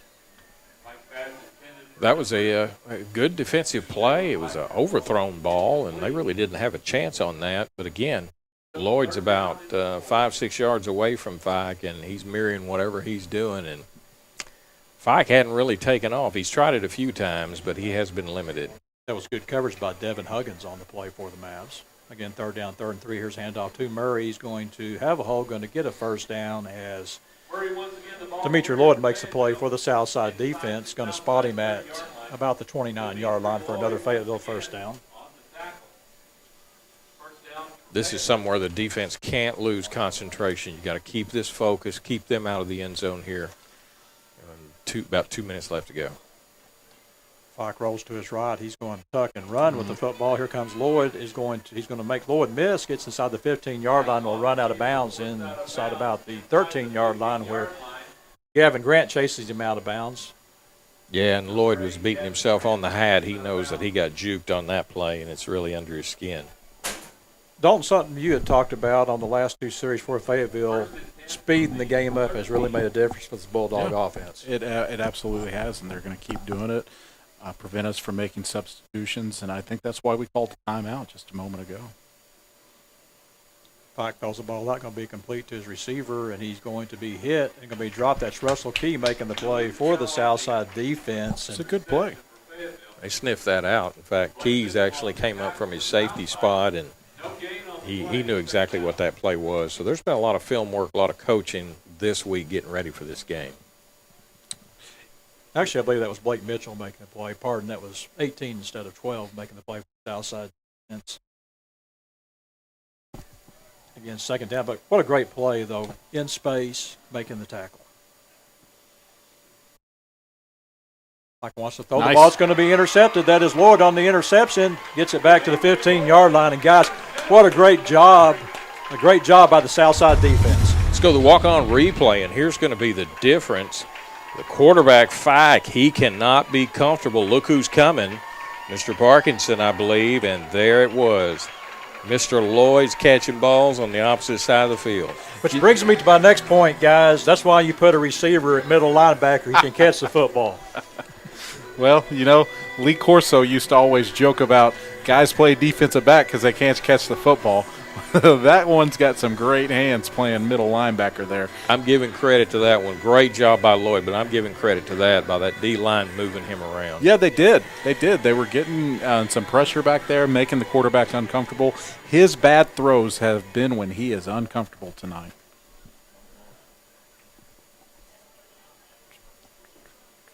Sorvey looks to throw the ball. Throw the ball is going to be complete. Over the middle, that is wide on the catch. It's going to have a Southside first down at the 26-yard line. Threw that into traffic. Yeah. But a nice throw. Sorg took a hard hit, slow getting up, but great catch by Wyatt. That's his part of the field, the way they've got him in that slot receiver, Keith. And usually that post will be open here later. They'll try to sneak up on him, and he can just kind of a double move, turn on the jets. What we haven't talked about a lot tonight has been the toughness of David Sork. He's taken several hits tonight, but has stayed in the pocket, making good throws. He will roll out this time. He will tuck and try to run. Going to get maybe 1 or 2 yards on the play. Hey, we'll take positive yardage any time over negative yardage. So good job by Sorg, because that kind of got blowed up. Brings up second down, 2nd and 8. You're kind of in the catch-22 here. You want to, if you get a big play, you'll probably really go to your 2-minute offense. Otherwise, Southside will be content going in only down by 4, as intended pass there for Kent Carlisle goes incomplete, brings up 3rd down, 3rd and 9. Going back to those sweet spots that we have in this zone defense that Fayetteville plays, they're a little bit weak from the corner, if you could think about it, kind of angled back toward the safety. They don't really have a lot of coverage that they put in their package there. Got 41 seconds to go here. Fayetteville has 2 timeouts, so this is a big play for the Southside offense to try to get the first down. They're bringing the heat. It's going to be a screen pass, going to be set up, and goes incomplete. We'll bring up 4th down. Southside will have to punt the ball away.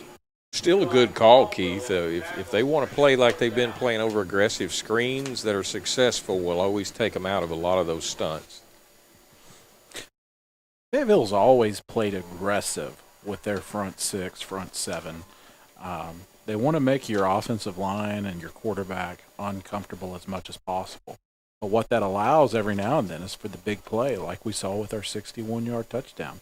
They like all these smoke and mirror looks, like not having a single down lineman one play, and then they'll bring a blitz every 2nd or 3rd play. That's been their MO for a long time. Now, if you look at their press clippings, Dalton, instead of most teams will say we run a 3-4 or 43, they actually say we run a 3-down, multiple stack. They don't even want to tell you in the sheet of paper what they're actually in, because I don't think they know. No, I don't either. Southside kept the clock running. Looks like they're going to go back to 48 seconds on the clock. Good clock management for the home team, getting 26 seconds off the clock. It was 22. Now they go back to 48.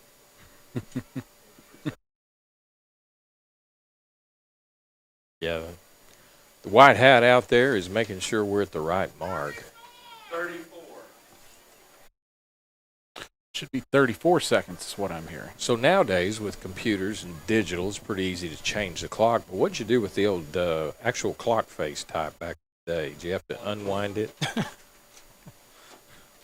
think the ref said I'm going to keep track on my hand watch down here. Well, they got it back now. It's 34 seconds. Del Rio kicked the ball away. It's a high snap, and it's going to be blocked, and Fayetteville going to get a touchdown. Wow. Yeah, that high snap got everything off, Keith, and there wasn't much the kicker could do other than maybe make a move to the side, a little L step. And there were 3 guys back there. Yeah. It wasn't just one guy. There were 3 in his face. No, he did what he could do. That's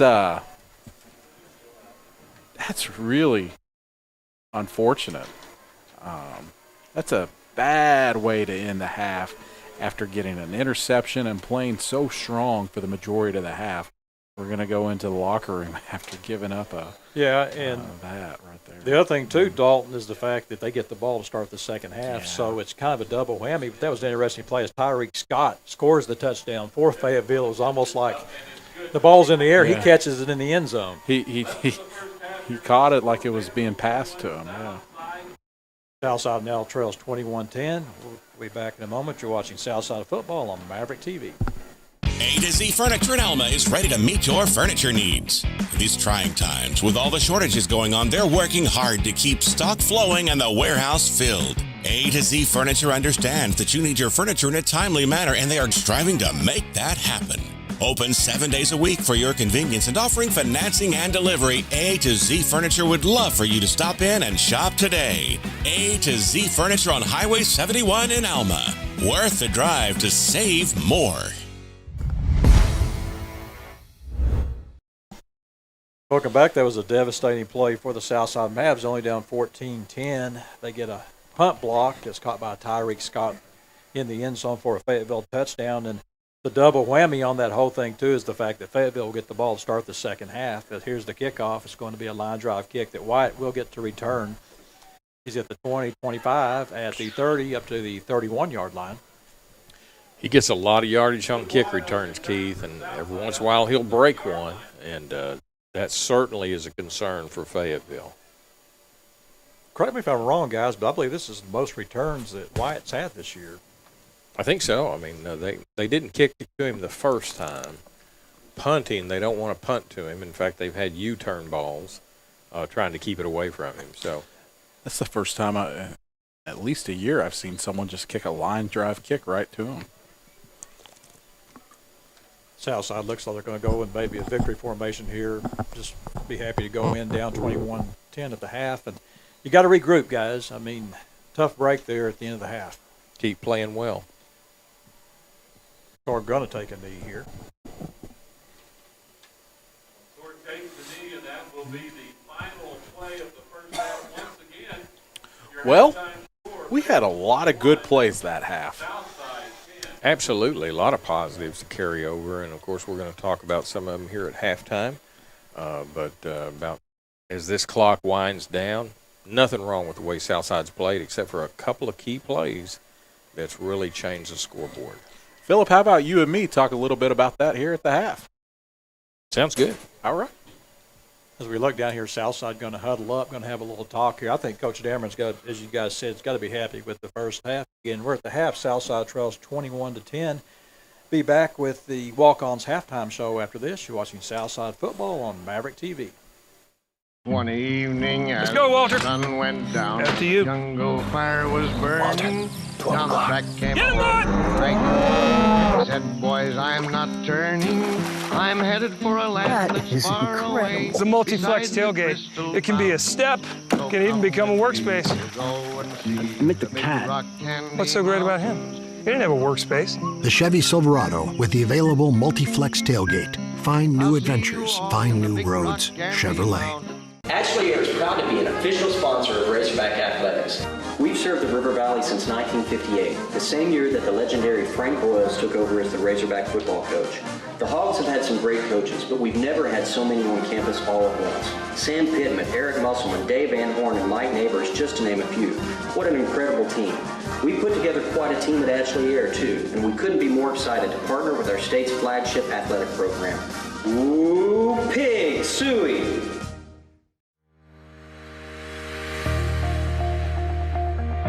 My experience with concurrent enrollment was amazing. I wouldn't change anything about it. In high school, it can be difficult to transition to college. What I've enjoyed most about concurrent enrollment is the scheduling. My experience with concurrent enrollment was awesome. I could better prepare myself for what was ahead. My instructors at Carlisle were very flexible, available, and they helped me achieve success.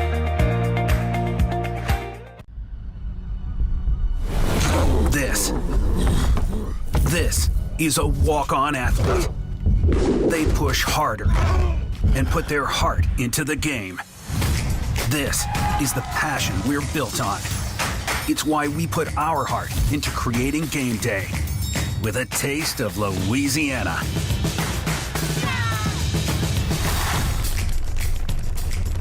Walk-ons, we live for this. Crabtree RV Center, leading the River Valley in sales and service for over 70 years. Founded in 1950, Crabtree RV Center has grown into one of the largest family-owned and operated RV dealerships in Northwest Arkansas. Located on 17 acres, including a 26,000 square foot indoor showroom. Crabtree RV Center has everything you need, all in one convenient location. Crabtree RV Center in Alma, Arkansas, making your family's dreams come true. Welcome back to Jim Rollins Stadium. Let's go down on the field now and let's watch the Southside band.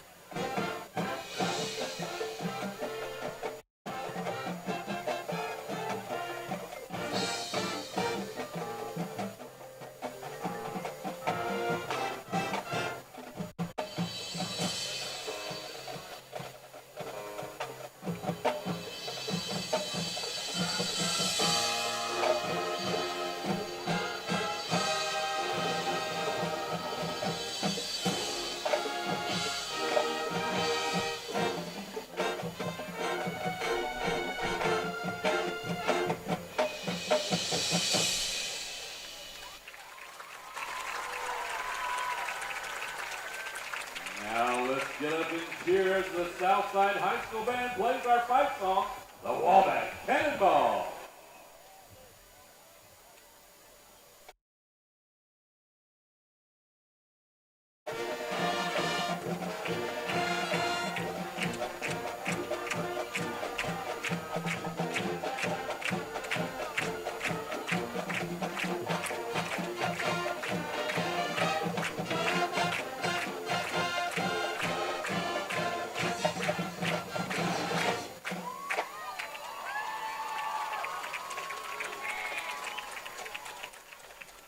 Ladies and gentlemen, the Southside Maverick Marching Band entertaining us with some classy tunes there. And we're going to be right back after some commercial breaks.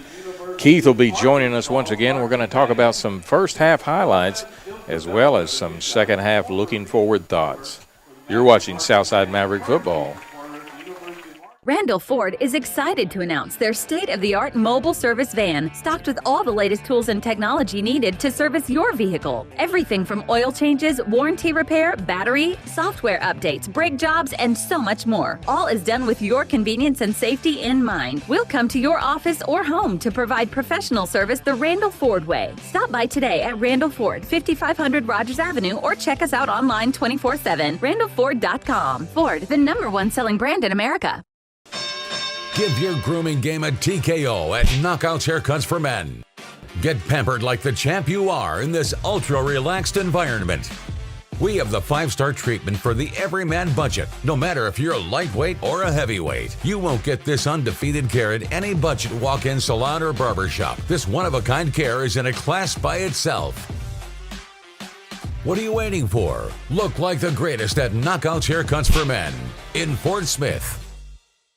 Whether you're opening your first checking account, purchasing your first home, saving for your first big vacation, or opening a new business, First Star Bank offers hometown service with the latest in digital banking technology. Our local team makes banking fast, convenient, and easy. From simple everyday banking to helping you fulfill your dreams, our team is here to guide you every step of the way. First Star Bank. We'll be there through all your firsts. Learn more at firststar.bank or stop by one of our local branches today. Member FDIC, Equal Housing Lender.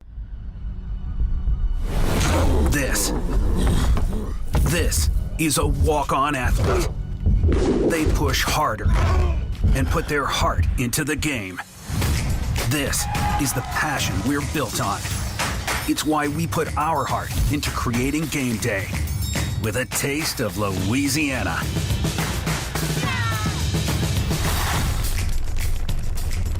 Walk-ons, we live for this. The Rustic Cabin in Central Mall is your ultimate farmhouse chic furniture store. They carry the area's largest and most diverse collection of solid wood furniture and decor for your home, office, ranch, or cabin. Shop beds and bedroom sets and dining room tables, chairs, and benches for small and large gatherings. Explore their selection of solid wood desks and chairs, sure to perfectly accent any office. Before you shop anywhere else for furniture and home decor, shop the Rustic Cabin.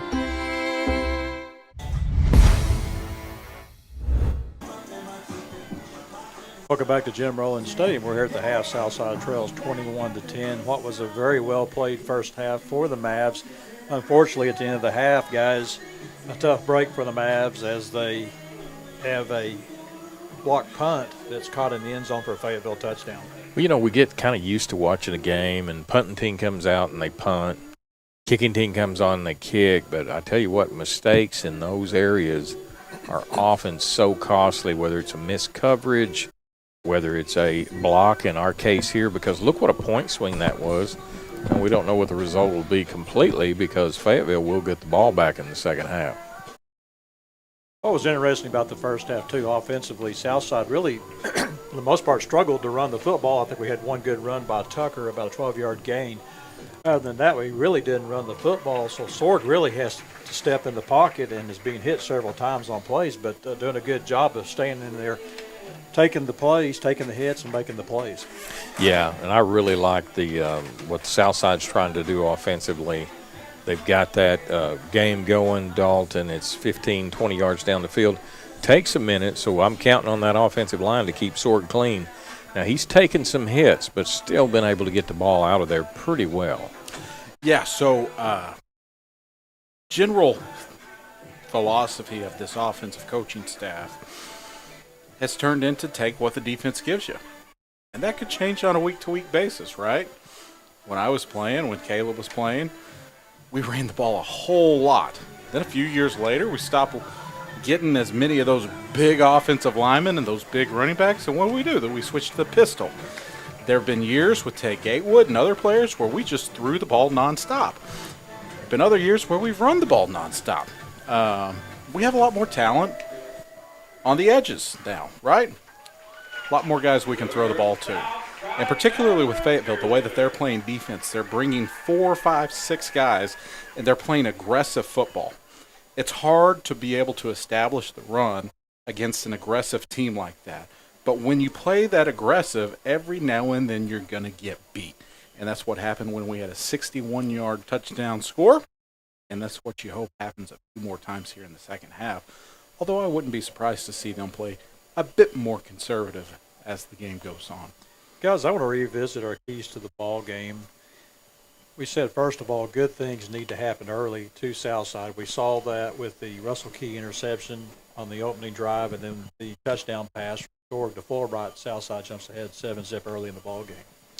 I want to jump ahead to how many turnovers you said we needed, because we've got 2 of them so far. Y'all laughed at me. I said 3. How many do we have, guys? Dalton called it a lofty aspiration. That's all. It wasn't a laugh. It was simply a statement. Yeah, well, we're 2/3 of the way there. Could you say that we've doubled our total turnover amount for the entire year? Yes, we have. That's 3 turnovers for the year. And, guys, give credit to, we look at these turnovers, but let's give credit to Dimitri Lloyd, John Parkinson. Those 2 young men are really putting pressure on the Fayetteville quarterback and are really causing him to get out of his comfort zone, and they're forcing him to make these turnovers. Yeah, and he's really a pocket passer. And he likes to run, but he doesn't want to run and throw. And that's where Sorg has kind of outdone him here tonight. Sorg's had to make a lot of tough throws on the run. So, yeah, there's no reason we should undervalue David Sorg's ability to throw the football, which even though the team's record is what it is, he had nearly 1,300 yards through the air coming into tonight. So we have nonetheless been able to throw the football in just about every game, and that's been the case tonight. Now, I think as far as throwing the ball, first half, he went toe-to-toe with the number 3 passer in the state of Arkansas in Fayetteville's quarterback Fink there. And you could even say I think he had a better half. He didn't throw any picks, did he? No. And the opposing quarterback threw 2 of those. If not for that final play of the first half, this is a really close ball game. It's still close, but if not for that play, it'd be a really close game. That's why coaches, sometimes have a bald spot in the middle of their head because, they want to pull their hair out when those plays happen because everything's going our way. Just a few seconds literally left in the first half. Let's get in the clubhouse. Let's regroup. Let's make our adjustments, and then you got that to face. It takes every play, every single play. Because all it takes is something like that to change the trajectory of a ball game. Now, on the flip side, all it takes is another interception to get to 3, another fumble to get to our 3rd turnover, or anything else that really changed the momentum once more in our favor. So this is still very much a ball game, and for most of that first half, we saw a very good play by the Southside ball club. Another key to the ball game is consistency on the offensive side of the ball. Southside really did a pretty good job of controlling the football. They didn't get the points that we hoped they would have on those drives, only coming up with 10 points, but did a good job of keeping the ball and, more importantly, keeping the ball away from this potent Fayetteville offense. Keith, I think we're going to see more of them trying to expose that Fayetteville secondary, especially in this next half with Carlisle. Carlisle is such a mismatch problem for them out there. I know we felt like maybe we had a penalty in the end zone when they threw it up for a jump ball. He's 6'4", and he can win those battles pretty easily over most defensive secondaries. I don't know, Keith. Did you think that was a penalty in the end zone? I don't know. No. Emotion will tell. So they have respected Carlisle's ability on the edge, and they're giving him between a 7 and a 10-yard cushion, and we really started taking advantage there on our second to last drive of the half I think we fed them the ball 3 or 4 consecutive times. And so continue to watch for that to be open. I wouldn't be surprised to see Luke Wyatt get a little more in the mix here on the offensive side. And Desmond Lopez Fulbright, a great first quarter into the second quarter until Kent Carlisle and our little sophomore running back started to take some away from him there. But on the whole, on the offense, we spread the ball all over the place, and it wasn't poor. We just need to finish drives a little better, get a few more points on the board. It's very important that we sustain that drive, but that we also finish it. Guys, got to ask this question. Second half, we come out. Second half has not been real kind to the Mavericks. Obviously, we talked about this before the half. They get the block punt, they get the touchdown, they get the ball to start the second half. Again, you go back to the keys to the game. How important is it for Southside to have something good happen in the second half in a game that you're not expecting to win? You're only down by 11 points. You keep this game close. The longer you keep it close, Southside going to get confidence. Fayetteville may panic a bit. Yeah, and if we get your extra turnover, which we still have one more to go, and so far, my money's on Keith. He's been pretty prophetic this year. We got that one more to go. Anything can happen, especially when we're getting those short fields. We've had excellent field position most of the night. We did. We had really good field position in the first half. We put together some decent drives. I think the second half here, we got to focus on finishing them and then eliminating those big plays. Fayetteville's had 1 or 2 big plays.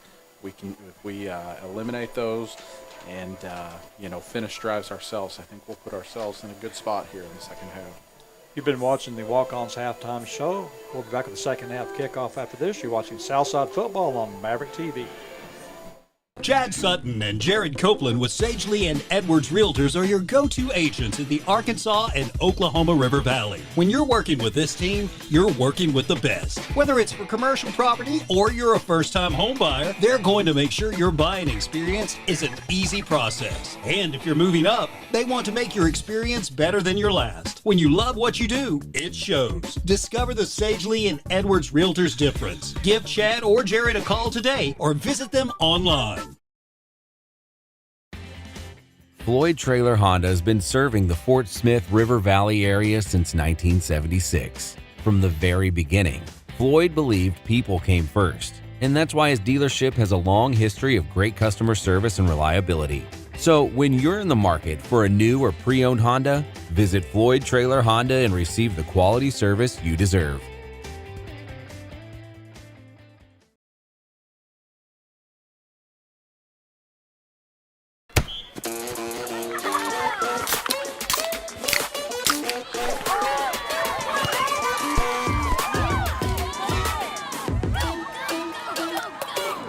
Do good when you eat good.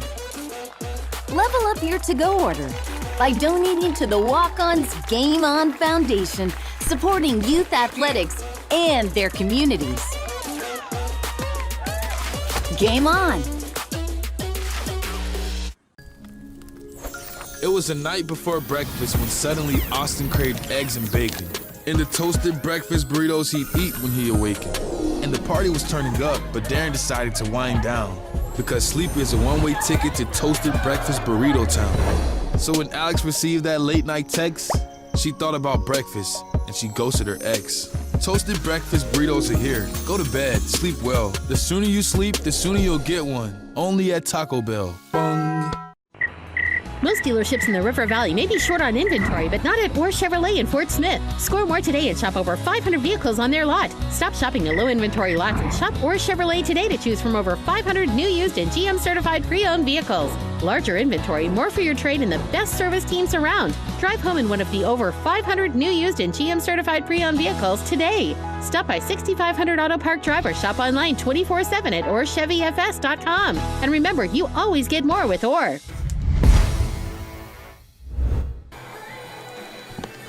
Welcome back to Jim Rowland Stadium. Fayetteville will receive the second half kickoff, just about ready to go here in the second half. And guys, I really enjoyed in the first half one matchup, Isaiah Satania against A.J. Williams. That was fun to watch.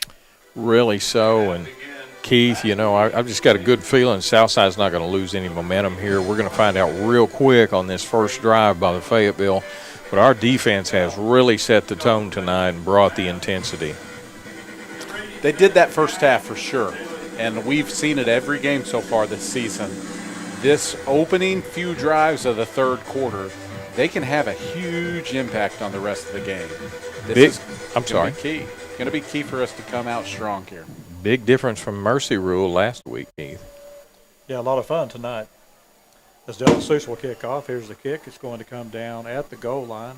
It's going to be returned. He's at the 5, it's the 10, 15, 20, 25-yard line. Cuts it back inside. Will be at the 30-yard line. Will be tripped up at about the 38-yard line. Trying to see the number on. I believe that was Harrison Enos on the return. Number 18. These numbers are a bit hard to see for Fayetteville. Back to special teams, Keith. I mean, they've set themselves up with very nice field possession because of good special team play. Conversely, that bad special team play, it really eats your lunch.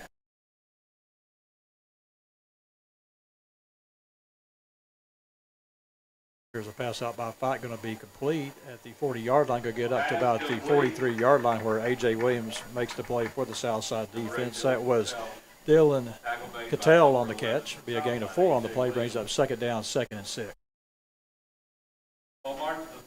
Still got Williams over here trying to keep up with number 1, Sartania.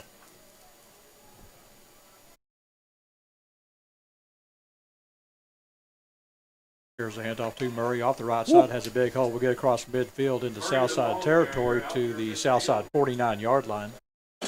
Your running back coaches preach, hit the hole hard. That guy did for sure right there. And Murray is only a sophomore. Yeah, he can catch the ball, too. Good little player. That's what we found a lot in the 7A West. Bentonville, Rogers, a lot of sophomores. Here's a pass out going to be complete, too. His receiver gets inside the 40 down to the 38-yard line. That is Hayes Robinson on the catch. If you notice, Keith, Fayetteville's went to a quicker passing game. They're trying to get their quarterback more comfortable. We know his longer routes, really Southside was getting in his head and not letting him be what they wanted him to be. The 1st and 10 at the Southside 36-yard line. Pike wants to throw again. Will throw the ball out complete to Satania. He tries to cut it back inside. Will be grabbed by Gavin Grant, then pulled down by Zach Medlin. Going to be a gain of 5 on the play. Brings up, let's give him 6. Be second down, 2nd and 4. I think what they're trying to do is really get that confidence back in Fike and what they want him to be doing. They may open it up here in just a second and see if one of those longer routes is open. But they're trying to get his feet back under him. They've given a whole lot of. Pike steps up in the pocket, throws the ball in the middle. It'll be incomplete on a nice hit over there for Southside. I believe that was Zach Medlin on the hit. He's going to be down on the play. Going to have a timeout here. With that timeout, we'll take one, too. You're watching Southside football on Maverick TV.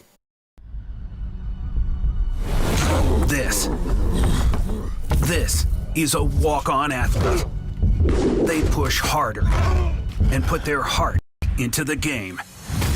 This is the passion we're built on. It's why we put our heart into creating game day with a taste of Louisiana.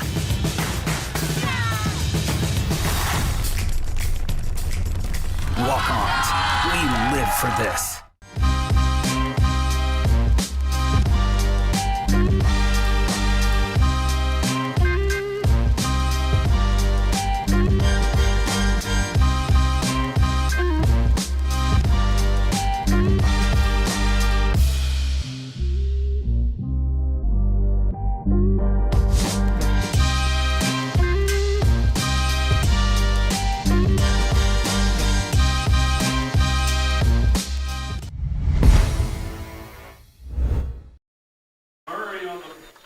Here's a hand up the middle, and John Parkinson there to make the play for the Southside defense. Good to see Zach Medlin on the sideline. Going to check back in the ball game for Southside.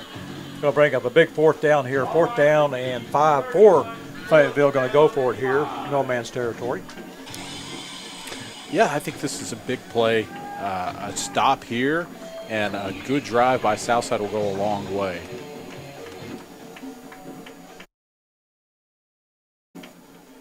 Clock rolls to his right, looks down the field. He's going to throw the ball. Going to be incomplete. Southside holds on downs. What a great job by the Southside defense. Take the ball back however you can. Great job by Southside defense. Once they get him moving, it is hard for him to feel comfortable, and he kind of hurries everything he's trying to do. I probably would, too, if Lloyd had a beat on me. You know, he just had nothing there. He kept looking for something to appear and didn't show up. He even had the little pirouette move. It was a weird play. He came out. It was almost like a bootleg, but it was a 360 boot or 180 bootleg going the other way. Very anticlimactic fourth down, but we'll take it. Southside will start this drive on their 31-yard line. Here comes the pressure. So pass out going to be complete to Tucker. Makes the first man miss. He's going to get across the 31-yard line up to about the 33-yard line. Last week that had been a 5-yard loss, Keith, where we were playing, but tonight, 2-3-yard gain. That was a lot of effort for 3 yards. A lot of effort. Yeah, the stat line for Tucker's not going to be eye-opening by any means, but the yardage he's gotten is, I mean, if you go by what could have been, it really is. Here's a pass out to Gregory. Nice to get a first down across the 45-yard line. Southside kind of picking up the pace. Yeah, and Keith, we kept trying that play earlier in the first half, and it wasn't successful. But there's still something the coaches see there. A little bit of exposure for Fayetteville. Here's a handoff to Tucker. Is going to fight forward, get maybe about a yard on the play. Brings up second down, 2nd and 9 for the Mavs. Looks like they're going to give him 2, Keith, on forward progress. Yeah, we were trying to give Fayetteville a little taste of their own medicine there with the hurry-up look. Only 2 yards picked up, though. Good start here for the Southside team here in the second half, getting a hold on downs against Fayetteville. As Sorg wants to throw the ball, he steps up, now rolls, will throw the ball across the field, going to be incomplete. Really looked like he was just trying to throw the ball away. The intended receiver was Isaac Gregory, but does a good job of getting rid of the football. That's a dangerous, dangerous throw over that middle, and Sorg took quite a hit there at the end. So I'm kind of hoping the referees kind of, I think they're letting play go after the ball's gone, because he clearly got that ball away before they should have hit him. So he's been hit a number of times tonight. Big third down here for the Mav offense.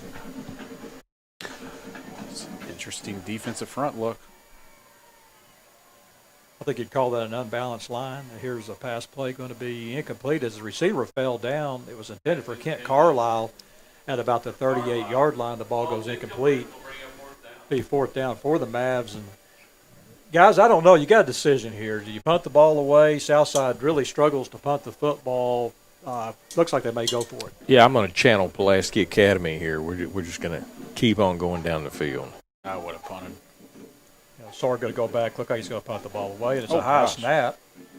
Gets the punt off. This is going to be a good punt. It's a low-line drive kick. It takes a bad bounce for the Mavs. Will be down to the 30-yard line. Looked like when the punt was going off, guys, that maybe it's going to take a big Southside roll. But as Philip would say, you've got your club out there playing golf. It hits right there and stops. Pitching wedge. That's the way mine does. 10 yards later, the wrong way. There's nothing wrong with that, Keith. I mean, we said those first few drives here of this third quarter are going to determine everything, and we're holding our own. Anytime you say, as Philip would say, I honestly have no clue what's going to come out. Fike wants to throw the ball. He'll throw the ball. It's complete to his receiver. He's going to be hit after about a 9-yard gain. That is Jalen Blackburn on the catch. I think number 2 is a pretty good player. I've already said it. Yep. He had over 20 catches, almost 400 yards receiving coming into tonight. Pretty good for a number 2 receiver. And Devin Huggins makes the play for the Southside defense. 2nd down, 2nd and 1. Here's a handoff to Murray. Murray's going to have a first down and going to get to about the 44-yard line where Demetri Lloyd makes the play for the Southside defense. Really been a difference maker, Keith, him on that side of the ball, because he's such a solid wall that they've got to try to go through. Here's a pitch to Murray. Was an effective play in the first half. Going to be effective here as he crosses the 45-yard line. The ball is on the ground, and that would have been number 3, gentlemen. We were close. Now, there's still time, but we were very close there to going with what you said had to happen. And looks like Southside going to take a timeout. With that timeout, we'll take one, too. You're watching Southside football on Maverick TV. Bud Anderson is proud to be the official heating and cooling provider for the Arkansas Razorbacks. We've served Northwest Arkansas since 1987. The Hogs have had some great coaches, but we've never had so many on campus all at once. With Sam Pittman, Eric Musselman, Dave Van Horn, and Mike Neighbors, just to name a few. We put together quite a team at Bud Anderson also, and we couldn't be more excited to partner with our state's flagship athletic program. Woo Pig! Yeah. Welcome back to action. It'll be 1st and 10 for the Fayetteville Bulldogs. They have the ball on the Southside 44-yard line. And just talking during the break, Southside gets a very nice defensive stand, open the second half. The offense gets the ball back, is able to get one first down, but not able to move the football very effectively. Have to turn it back over. Fayetteville, great field position here at the Southside 44-yard line. It's a drama-filled game, Keith, kind of like they often say, watching a baseball game, it's back and forth, kind of a pitcher's duel. The only thing is we've got a little gap in the score there. No backs in the backfield. Spike wants to throw the ball, looks way down the field, will throw the ball to his intended receiver. That's Satania, going to be incomplete. And Fair is, I'm going to admit this, guys, looked like maybe had little hands on the play. But it has been called consistently, Keith. We're always going to scream when it doesn't go our way. And in my limited knowledge of hip-hop, they were playing the song earlier, Jump. And I thought of you as you jumped and said that was a foul. But, yes, they're calling it evenly. That was good defense, too. The defense, they're letting them play. That was A.J. Williams on the coverage, and he was right there with Satania and his speed. Poorly thrown ball, too. That ball pretty much just went up in the air. Pike again looks down the field, has time to throw the ball. He steps up. Now he's going to try to run, goes back to the other side of the field. He's going to tuck and going to run. He's got Lloyd chasing him out of bounds, but he's going to get the first down. Yeah. When he gets on the move, they are shutting down, and we're locking up. We're not letting him have anything. He's going to get a few yards like that, but Lloyd is not giving up that big play. Mavs done a good job of rotation on the defensive line, getting some rest in there. Here's a handoff. It'll be a hard run down to about the Southside 25-yard line. That is Will Stokenberry on the carry. I think that's the first time he's run the ball tonight. No, he scored the first touchdown. He's quite a load. Actually, I'm sorry, that was Espedino on the carry. 22 instead of 26. Here's a pass out, going to be complete. Going to get inside the 15-yard line. Keeping those throws a lot shorter for Fike in this second half and trying to be more successful and higher percentage.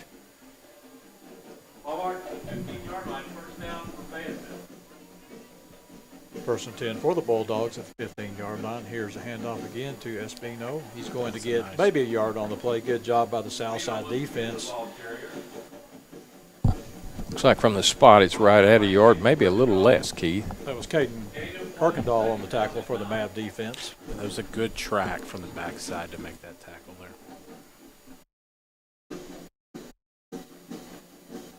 Pike looks to the sideline to get the play. Again, 6:33 to go here in the third quarter.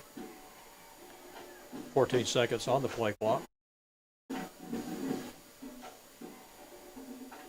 Pike steps up in the pocket, throws the ball to the end zone, touchdown.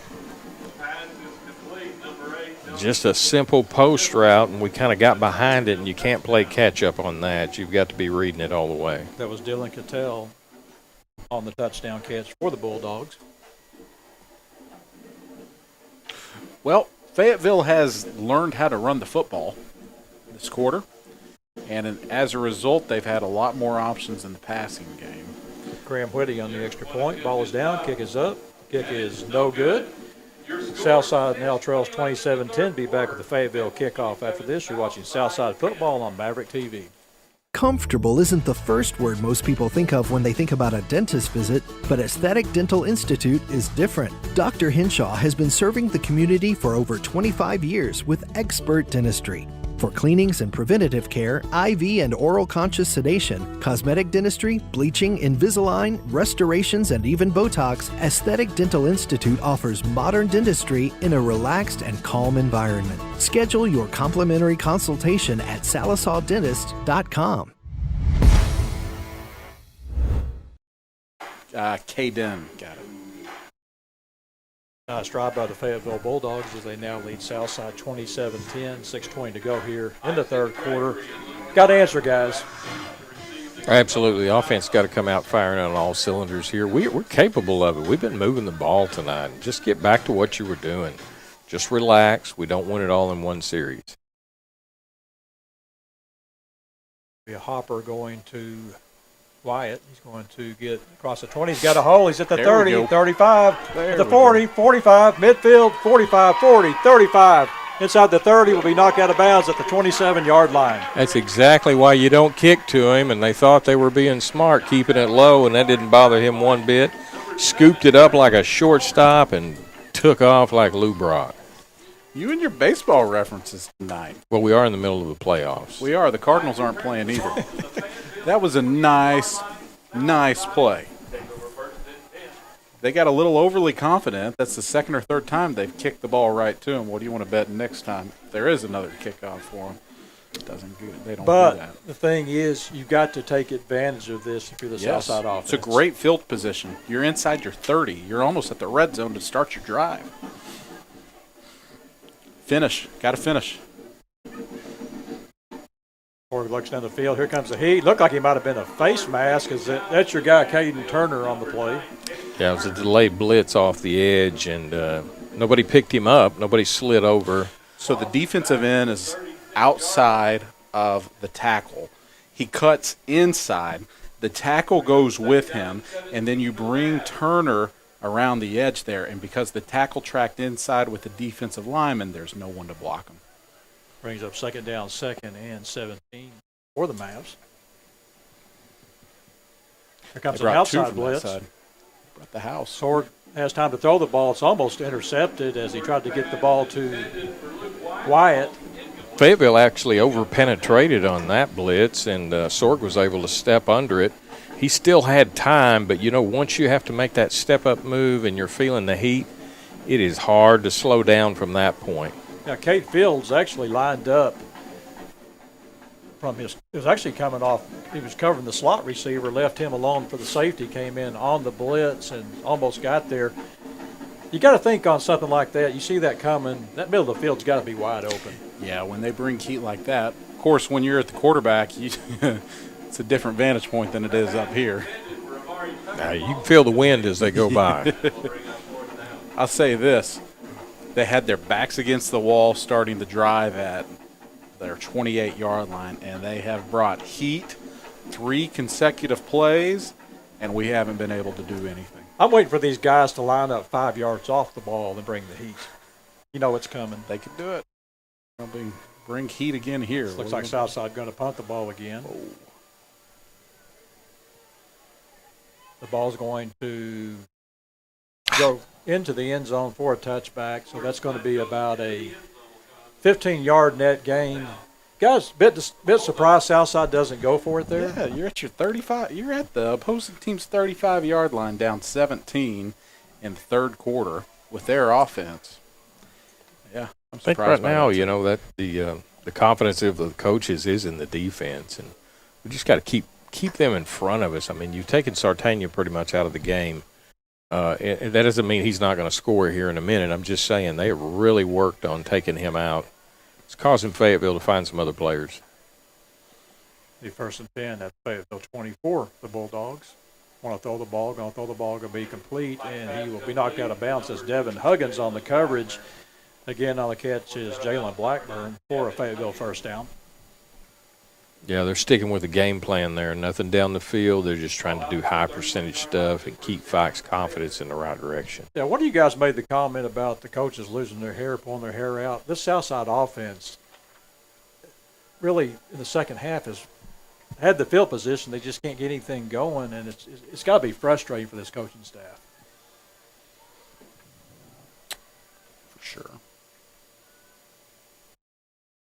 There's a quick pass not going to be complete. He's going to get across the 41 up to about the 42-yard line. That's Hayes Robinson on the catch. Fingertips away from Lloyd taking that for 6 the other way, and that would have been your third turnover. Does turnover on downs count as a turnover? It's close. We may have to count that at the end. That's a half. Let's go to half. Again, 1st and 10, getting chunk yardage here as Fike has all day to throw the ball. He'll throw the ball deep down the field, and good coverage for Southside. Tried to get the open receiver. That was Blackburn. And Russell Key, a good job, man-to-man coverage on an island, does a great job. And does a really good job, too, guys, of using that sideline as a second defender. That wasn't going to be completed even if everything went right for them. And just really good job by Southside. And you got Fike moving around again a little bit. Well, we said all along the strength of this Southside team is the secondary, and they've so far not disappointed tonight. Here's going to be a pitch play, and that's Cattell on the carry, going to get up to about the 46-yard line. There's a good tackle by Lloyd. Set up by, I believe it's Grant, number 8, setting that edge and forcing it back inside. Yeah, that's a good point. That's exactly what happened. We hadn't been very good at that on the edge here tonight, and I think that's one of the emphasis that Coach Dameron had in that last time out is set those edges, bring him back in toward us. 3rd down, 3rd and 7. Look to throw the ball down the field. Has an open receiver on a nice catch at the Southside 33-yard line. Again, that's Cattell on the catch. Blake Mitchell makes the play for the Southside defense. Keith, if I could say something there about Gage Jones, he got double-teamed on that as I know he was what's trying coming. to I get the saw it, quarterback, too. and it was quite a hold by both players. Yeah, I saw it, too.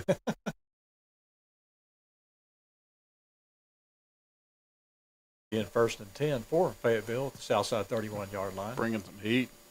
There's a pass out intended for Cattell. The ball goes incomplete, brings up 2nd down, 2nd and 10. Southside defense done a pretty good job once Fayetteville gets on their side of the field of getting hold. Yeah, and it looks like the strategy really is, first and foremost, job one, rattle Fike, and they're doing a good job of doing that. Grant was up high. He had to alter that throw, and it just sailed over the head. I think we might have gotten a hand on it. You know, this second half, Fayetteville's taking what we're giving them, and what we're giving them is not an open ball to Satania. There's a ball over the middle and a good hit for South. Oh, we were playing that ball. In fact, we had the advantage to catch that ball.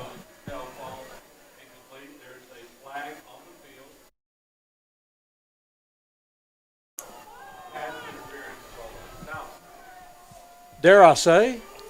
No, don't dare. This isn't a time for dares right now. Well, it was a hard hit. You know, these referees are becoming more and more concerned about defenseless players, and so. But that wasn't the penalty. The penalty was pass interference. It was.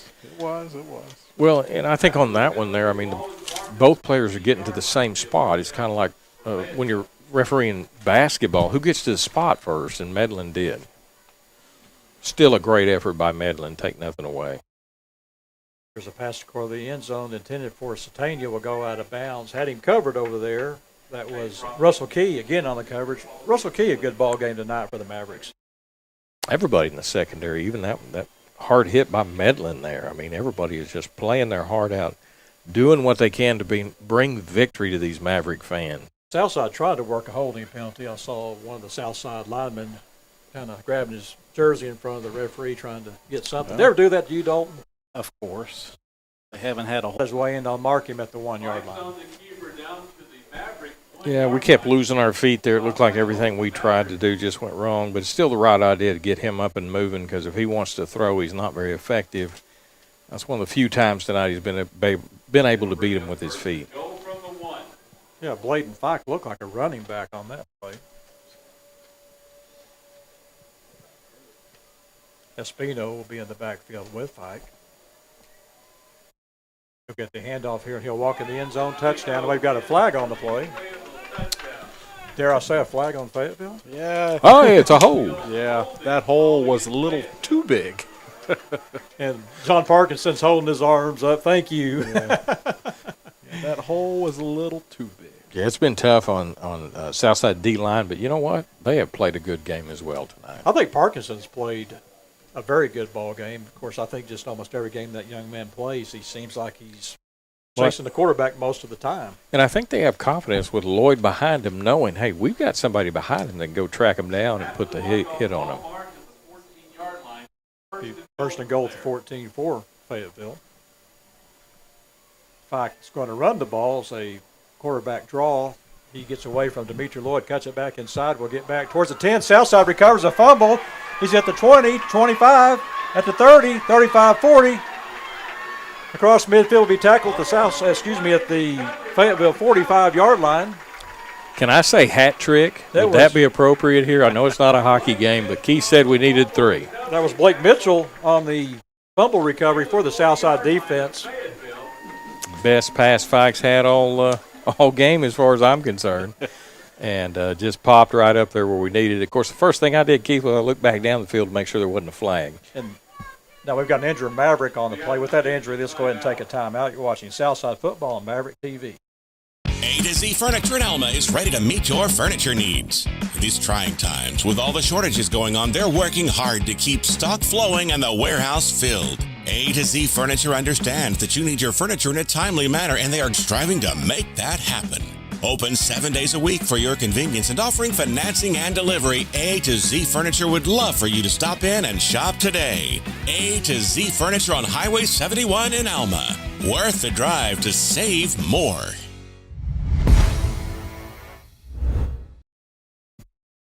Got an injured Mav on the play. They're stretching him out down there. We won't say who it is. We can't see the number yet. But what a great job again by the Southside defense, playing well here in the second half. 2 of the 3 series for Fayetteville, a turnover on downs, and then the fumble recovery by Blake Mitchell running it back for Southside. Fumble interception. Defense that's has a fumble. caused 3 turnovers, 3 quarters. Keith, if I had a derby on right now, I'd throw it on the ice. Even though there's no ice and I don't have a derby, I'm doing it in my mind. That's a hat trick right there, which you predicted, and my hat's off to you. Guys, you've got to be pleased, too, with this effort that Southside has put out here tonight. This is a game that you're playing a team, Fayetteville, that they're in the same conversation with Bentonville. So you knew it was going to be a tough game. We saw what happened to Southside last week. So the game was over at halftime, 39-zip. But Southside really has came out to play here. Now the key, guys, is your offense is going to have to step up. Your defense playing really good here in the second half. Offense has got to make something happen. Well, the pundits are going to say Fayetteville just overlooked Southside. That's all that happened here. But I promise you, Southside is taking the game to them. And we come out, had a game plan, stuck with a game plan. We're not just reacting. We're proactive in what we're trying to do here. Again, great field position for the Mavs at the Fayetteville 45-yard line. Started their previous drive inside the Fayetteville 30-yard line.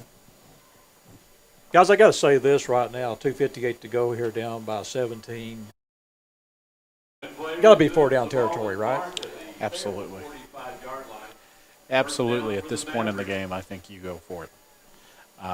Hopefully we don't have to make a calculation, but because of the way the defense is played, we've had really good field position. We've got to finish a drive.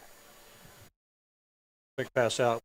Complete to Fulbright, cuts it back inside, going to be hit after maybe about a 2-yard gain on a nice defensive play for Fayetteville. That was Ryan Maxwell on the play. Normally on most teams, Fulbright would get 5 or 6 yards easy on that play, but Fayetteville can react so quickly.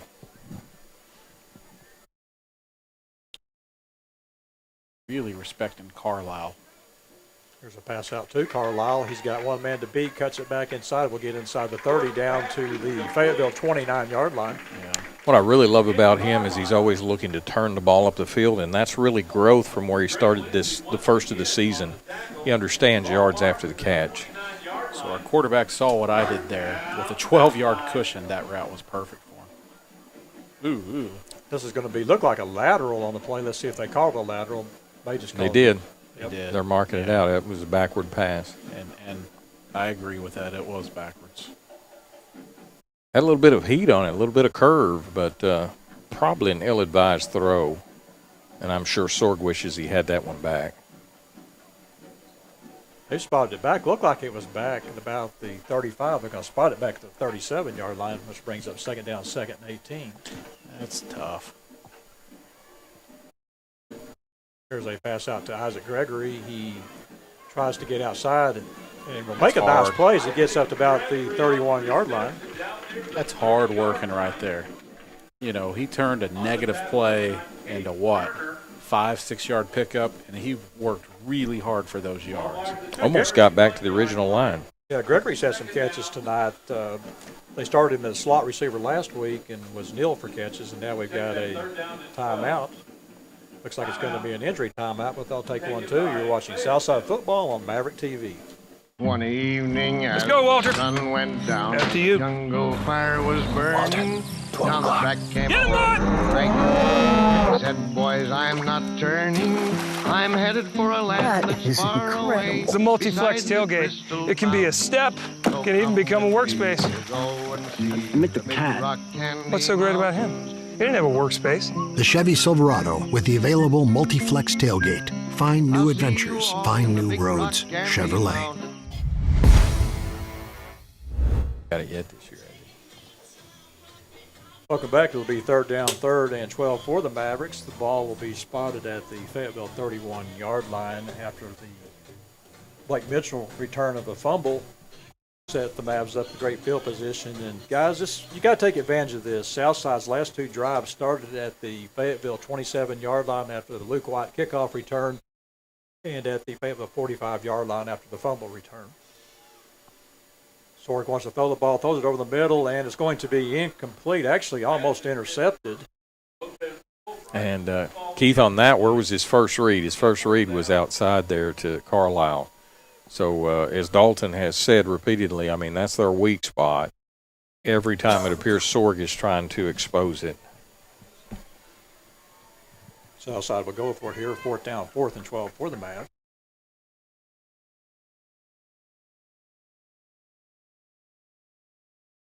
Sorg looks to the sidelines, got plenty of time on the play clock, down to 8 seconds. Sorg wants to throw the ball. Going to be complete on a nice catch. That is Luke White on the catch. And guys, what I like about that play is he goes down to the sticks, turns around, the ball's low, he goes down and gets his hands underneath the ball. Well, the difference is that's White. You're talking about experienced veteran there, and he knew exactly what needed to be done. Drive to that stick, turn, the ball's there, excellent play, and that's exactly what we needed. As they would say in Fayetteville, another Southside Maverick, first down. It's a well-executed play. He was exactly where he needed to be, just enough for the first down. Coach Dameron is asking why they haven't moved the chains yet. We had a penalty on the play. Not sure what the call was. Well, it was in our favor. Just waiting on a call. I wonder if maybe it was roughing the quarterback, you think? Here it is. Yep. Roughing the quarterback. Well, we've been asking for that all night, hadn't we?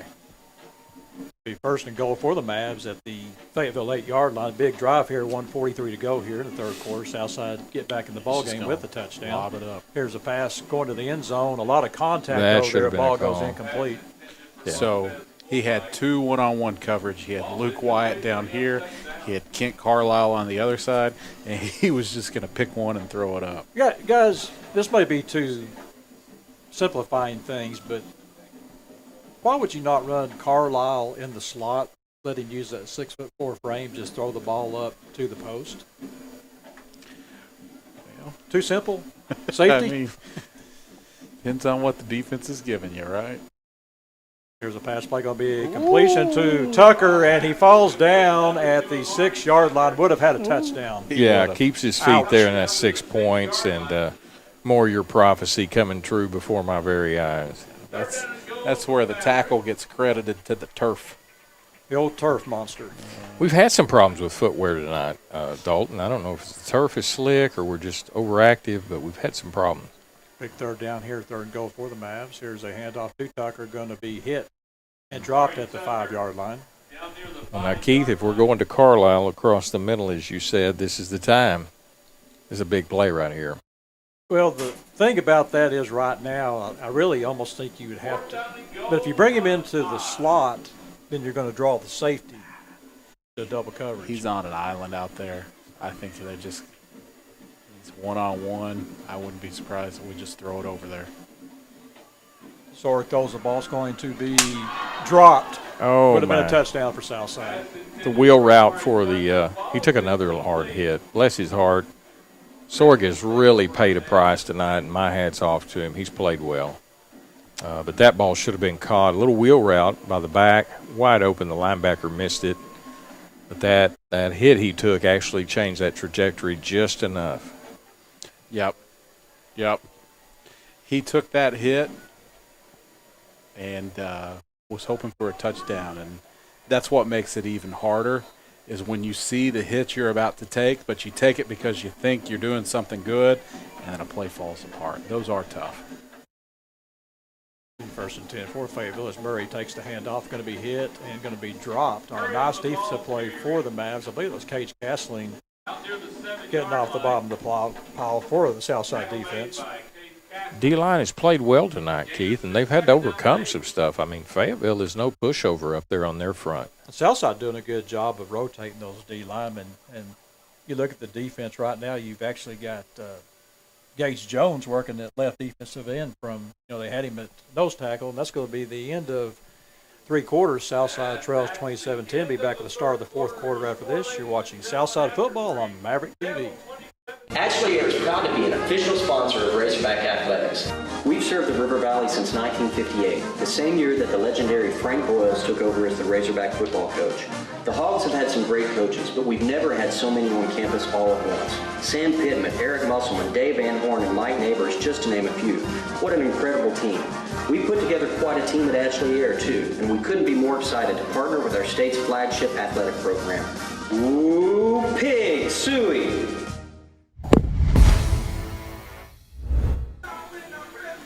Welcome back. As we start the 4th quarter, it'll be 2nd down, 2nd and 8 for the Fayetteville Bulldogs as they'll have the ball on their own 7-yard line. And guys, those last 2 plays for the Southside offense really epitomized what's going on with this team.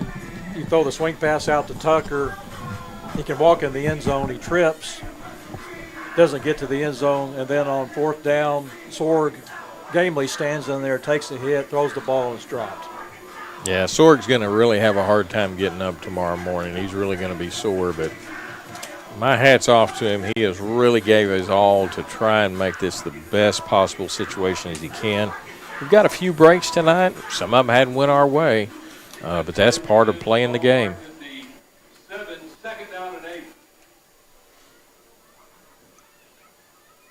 Podcast time to throw, throws it over the middle, complete to Blackburn. He makes the first man miss. We'll get across the 25 up to the 29-yard line where Russell Key along with Blake Mitchell there on the play for Southside. What is it Terry Bradshaw says? Crossing routes are always open, and that certainly was no exception there. But I think there was a little bit of breakdown on whose man was who, and usually the guy trying to catch up, it looks like his fault, but often not.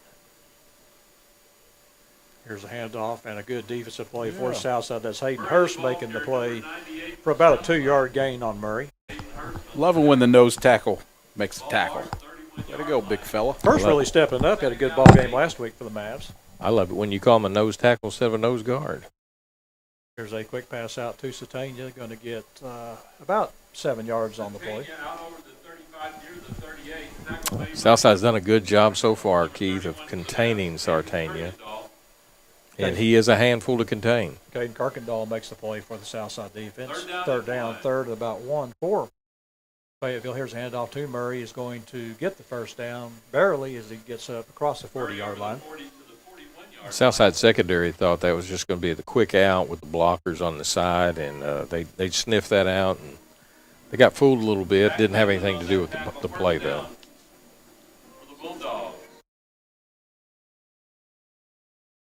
First and 10 at the Fayetteville 41-yard line.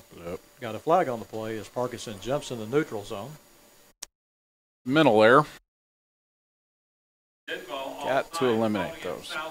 Had a lot of encroachments earlier, and this is maybe one of the few mental mistakes we've seen in this second half by the Southside defense. It's the all-dreaded 1st and 5 for Fayetteville.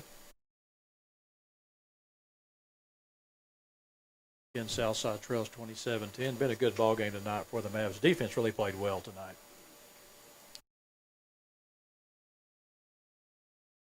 Pike throws the ball, going to be complete to Satania across the 40. Will be run out of bounds by Caden Kirkendall for another Fayetteville first down. Keith Lloyd is over here on the bench. I guess the cramp or whatever was going on, the pulled hamstring, whatever he had going on with him has been a problem, so he's not in the game right now. Nice drive here for the Bulldogs. Started this drive on their own 5-yard line. Here's a keeper by Fike. He's going to run to the outside, cuts it back inside. Will be tripped up by Devin Huggins after about a 9-yard, maybe about a 9-yard gain. A little bit of what you're seeing right now out of Fayetteville is a war of attrition against Southside as we're starting to lose a few players. Folks are starting to get tired. The defense has been on the field for a while. All those things roll in their favor. That's part of it, but the other part is, and I'll get to this point after this play. Here's a handoff to Murray. Has a big hole. We'll get inside the 10, down to the 5, touchdown. Because your defense has really played well here in the second half. They've given the Southside offense 2 really good opportunities to get points, and when you don't get the points at some point, your defense plays as hard as they have, they're going to get down just a bit, and we saw it on that drive. Fayetteville has established a running game here in the second half that was absent in the first half. They've also had Blackburn step up based on the way that we're playing their top player, and they've really adjusted here on a few drives. Extra point, attempt is up. No good. Fayetteville now leads 33-10. Be back with the Bulldog kickoff after this. You're watching Southside football on Maverick TV.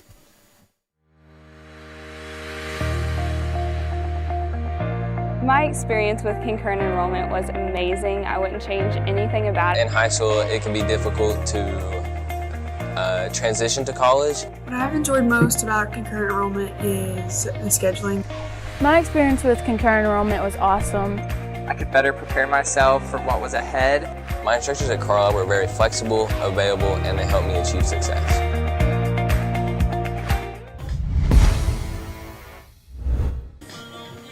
Welcome back. That was a 95-yard drive for Fayetteville. And, Philip, as you said, I think it has to do with the attrition as you've got Dimitri Lloyd out. He's trying to walk it off now on the sidelines. But Southside, the offense really had to make some plays here in the second half, not able to, even with the great field position. Here's the kick, and it's going to go in the end zone for a touchback. Southside will start this drive on their 20-yard line. Starting to see some frustration on the Southside sideline because they know they've played well, Keith, especially from the defense. But, you know, you can't hold that line forever. You've got to have help, as you stated, from the other side of the ball. And some things haven't went our way. Some things have. But we're kind of – it's always that balancing scale. What can we put together here? You know, good things happen to hard work. We all know all the adages we could throw at it. We need all those adages to come together right here. Well, for Southside, it comes down to you've got the touchdown, you fall down before you get to the end zone, you have a block punt. I mean, there are points that stuff you can't do when you're 0-5. No, it's just tough. Here's a pass by Sorg out, incomplete, dropped on the play by Luke Wyatt.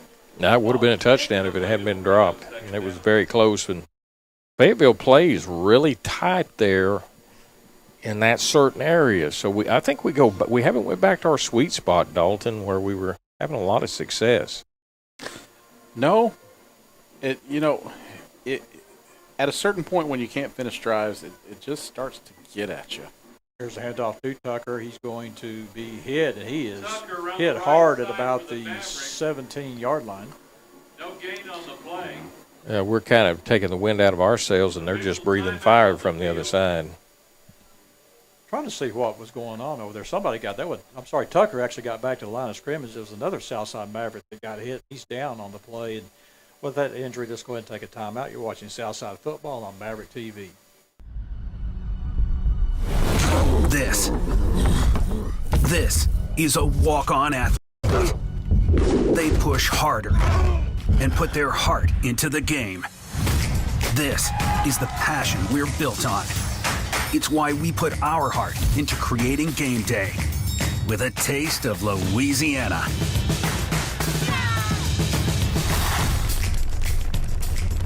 Walk-ons, we live for this. Crabtree RV Center, leading the River Valley in sales and service for over 70 years. Founded in 1950, Crabtree RV Center has grown into one of the largest family-owned and operated RV dealerships in Northwest Arkansas. Located on 17 acres, including a 26,000 square foot indoor showroom.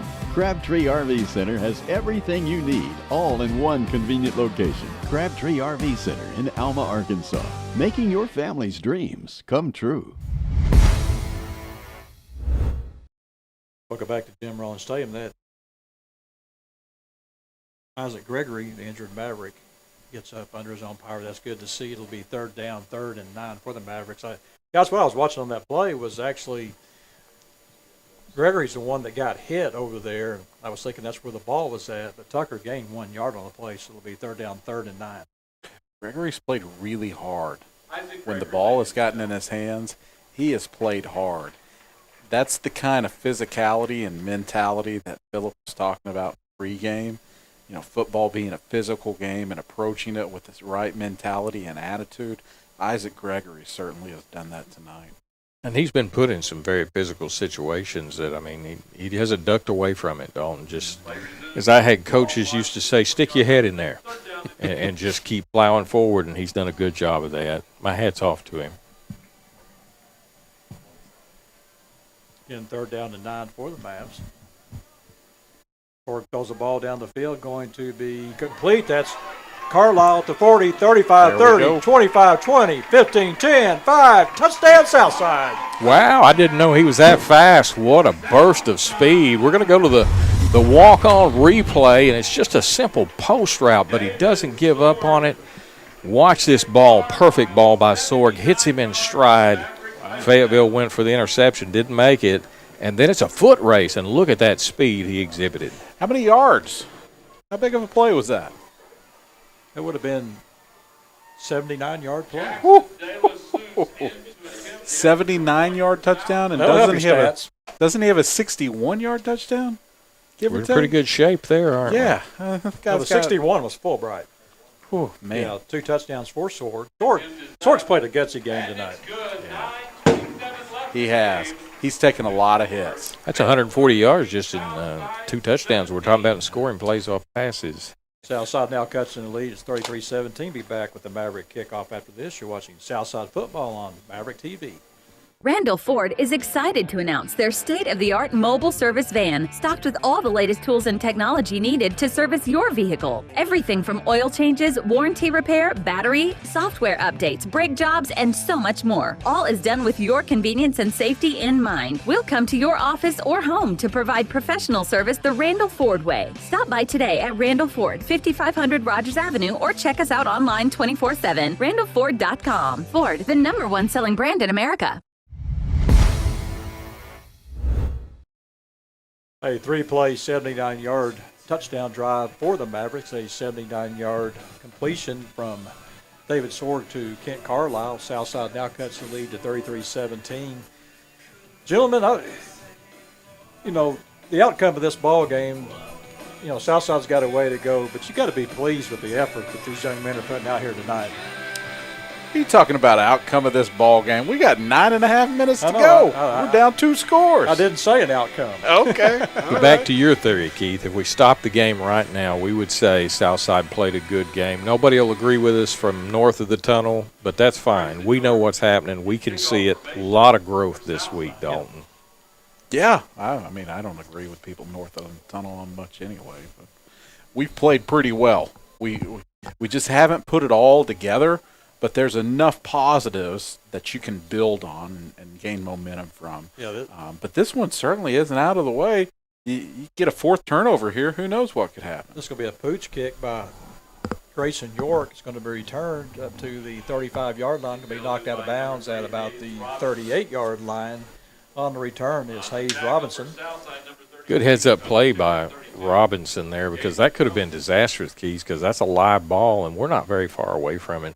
Looks like Lloyd's coming back in the game, so hopefully we're just resting him, trying to keep him from getting overexerted. That was interesting having Grayson York kick. I wonder if Delasous is okay. Didn't see anything going on down there. I thought maybe they were coming in maybe to try an onside kick or such, but just a pooch kick basically. First and 10 for the Bulldogs at their own 38-yard line. Spike wants to throw the ball, looks down the field, will throw deep down the field, has a wide open receiver. That's Satania at the 20, at the 15, 10, 5, touchdown. Yeah, and I see Williams over here, and he just has the worst look on his face because he knows he got beat on a double move. I'm not sure exactly what. I didn't see it all, but he got left, and there wasn't no catching up. Well, that's how you answer, isn't it? Hate that for Mr. Williams. Played such a good game. That is how Fayetteville, a one-play drive. Only time we've let Sartania actually out of our control there, and he showed you his speed. The number one player in the state. Here's been the adventure for Fayetteville as they try the extra point. This one is good. 9:14 to go here. Fayetteville now leads 40-17. Be back with the Bulldog kickoff after this. You're watching Southside football on Maverick TV. Give your grooming game a TKO at Knockouts Haircuts for Men. Get pampered like the champ you are in this ultra-relaxed environment. We have the 5-star treatment for the everyman budget. No matter if you're a lightweight or a heavyweight, you won't get this undefeated care at any budget walk-in salon or barbershop. This one-of-a-kind care is in a class by itself. What are you waiting for? Look like the greatest at Knockouts Haircuts for Men in Fort Smith. Yeah. Welcome back to action, guys. Having a lot of offense going on here. The last 4 plays, we've had 2 touchdowns. Yeah, it's got us kind of way behind there, Keith, but I tell you what, we've still had a lot of positives going on tonight. Here's Wyatt on the return. He finds a hole across the 30 up to the 34-yard line. That's where Southside will start this drive. Yeah, the 40 points for Fayetteville is a bit deceptive in the fact that I think the Southside defense has played well tonight, but as you said, Philip, they're kind of wearing down as the game goes on. You don't have a lot of bodies, and you play these bigger teams, they just wear you down. Yeah, and give credit to Fayetteville. I mean, they come back with a little different game plan in the second half from what they were trying to do in the first half, where we were really up in their head and weren't letting them have any relief. But time for your offense to answer right here. Southside will start this drive on the Southside 34-yard line.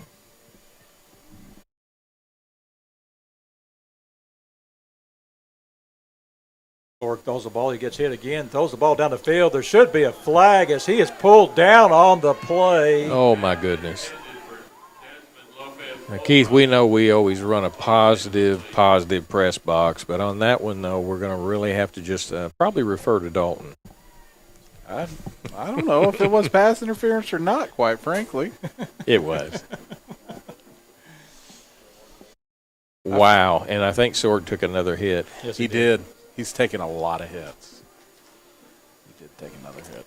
Probably going to need a new rib protector after this game. Well, it's, again, second down, 2nd and 10 for the Mavs. Sorg with all the ball out complete to Fulbright, cuts it back inside. Gets a nice block from Wyatt, but not much there. Good coverage by the Fayetteville defense. And I'm going to go back to you, Dalton, on that play. I know as an offensive lineman, you could hold every time, but it ain't a hold unless they call it, right? That's right. You know, it's about, do you impede someone's movement towards making a play? Again, 3rd down, 3rd and 9 for the Mavs. Sorg throws the ball, going to be hit, and there was a push off again. Yeah, I think he got tipped, though, right? Once it's tipped, then pass interference is off the table. Well, he got tipped after he was pushed, though. Well, it's been a pretty physical game. That ball didn't have a chance anyway. This Fayetteville defense is a good defense, guys. They are quick to the ball, and Southside going to take a timeout. Well, no, Southside going to bring the punter in, I believe. Yeah, at your own 35, down 23 in the 4th quarter. I kind of agree with this call. Alfredo Del Rio will check in the ball game. Now we've got a flag on the play. Going to be a delay on Southside. Strange that would be called by a side judge, though. That's normally called by the back judge. Back judge has missed a lot tonight. I'm just saying that's normally his responsibility is to watch the game clock. He's still pondering pass interference. As Southside again will punt the ball away. We didn't even have enough guys on the field.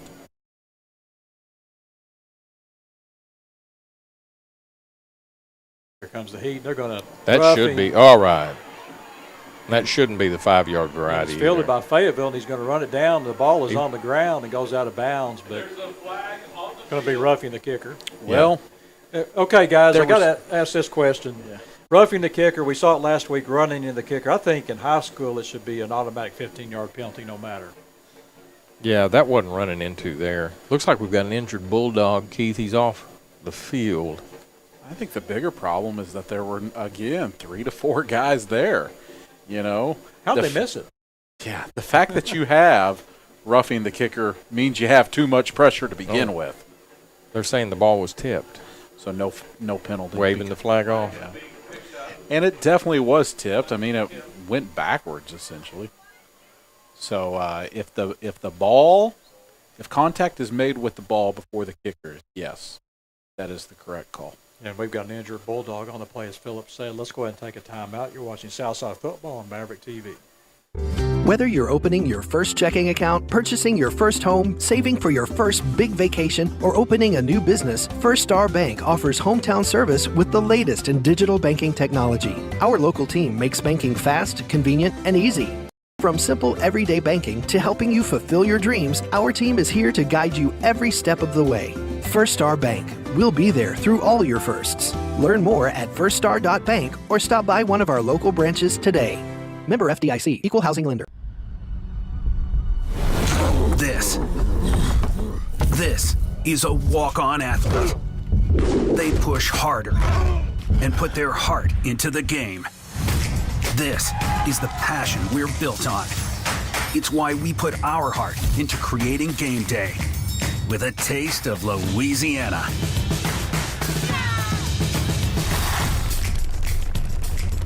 Walk-ons, we live for this. Still got an injured player for Fayetteville on the sideline. It's a good return by the Fayetteville guy being alert to take the ball, even though we had the roughing play, but the ball was tipped. It was the correct call, and Fayetteville will now have first and goal at the Southside 7-yard line, and the kicking game has really been hard on the Mavs again tonight. We've had a missed field goal, a blocked two blocked punts, one for a touchdown, one sets them up on the 8-yard line. Coach, even Keith Dameron is concerned about this Fayetteville player. It's hard for us to tell. It's on the far side of the field from where we're standing, but I'm not sure what the injury is, but it looks pretty severe. Yeah. We could be here for a little bit. Yeah. This may be a haul off through the ambulance service. Let's go ahead and take another break, too, while they tend to the young man over there. You're watching Southside Football on Maverick TV. The Rustic Cabin in Central Mall is your ultimate farmhouse chic furniture store. They carry the area's largest and most diverse collection of solid wood furniture and decor for your home, office, ranch, or cabin. Shop beds and bedroom sets and dining room tables, chairs, and benches for small and large gatherings. Explore their selection of solid wood desks and chairs, sure to perfectly accent any office. Before you shop anywhere else for furniture and home decor, shop the Rustic Cabin. Chad Sutton and Jared Copeland with Sagely and Edwards Realtors are your go-to agents in the Arkansas and Oklahoma River Valley. When you're working with this team, you're working with the best. Whether it's for commercial property or you're a first-time home buyer, they're going to make sure your buying experience is an easy process. And if you're moving up, they want to make your experience better than your last. When you love what you do, it shows. Discover the Sagely and Edwards Realtors difference. Give Chad or Jared a call today or visit them online. Floyd Trailer Honda has been serving the Fort Smith River Valley area since 1976. From the very beginning, Floyd believed people came first, and that's why his dealership has a long history of great customer service and reliability. So when you're in the market for a new or pre-owned Honda, visit Floyd Trailer Honda and receive the quality service you deserve.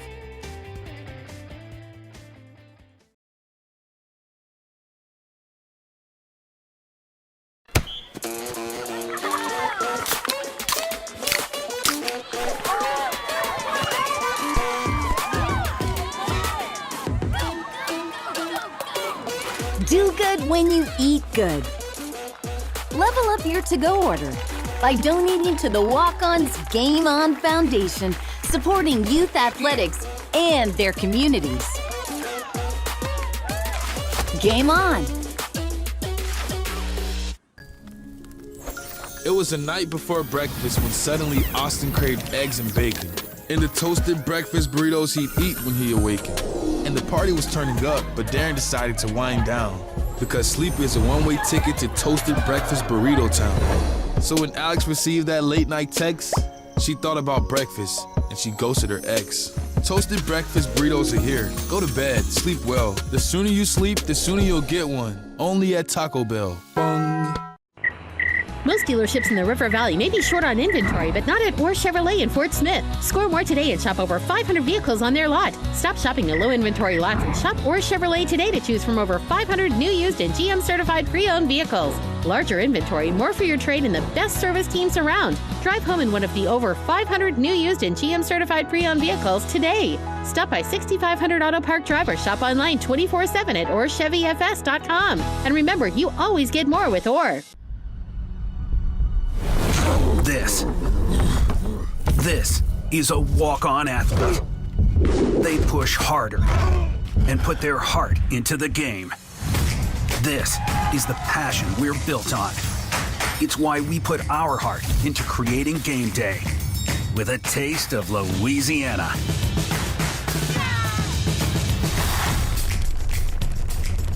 Walk-ons, we live for this.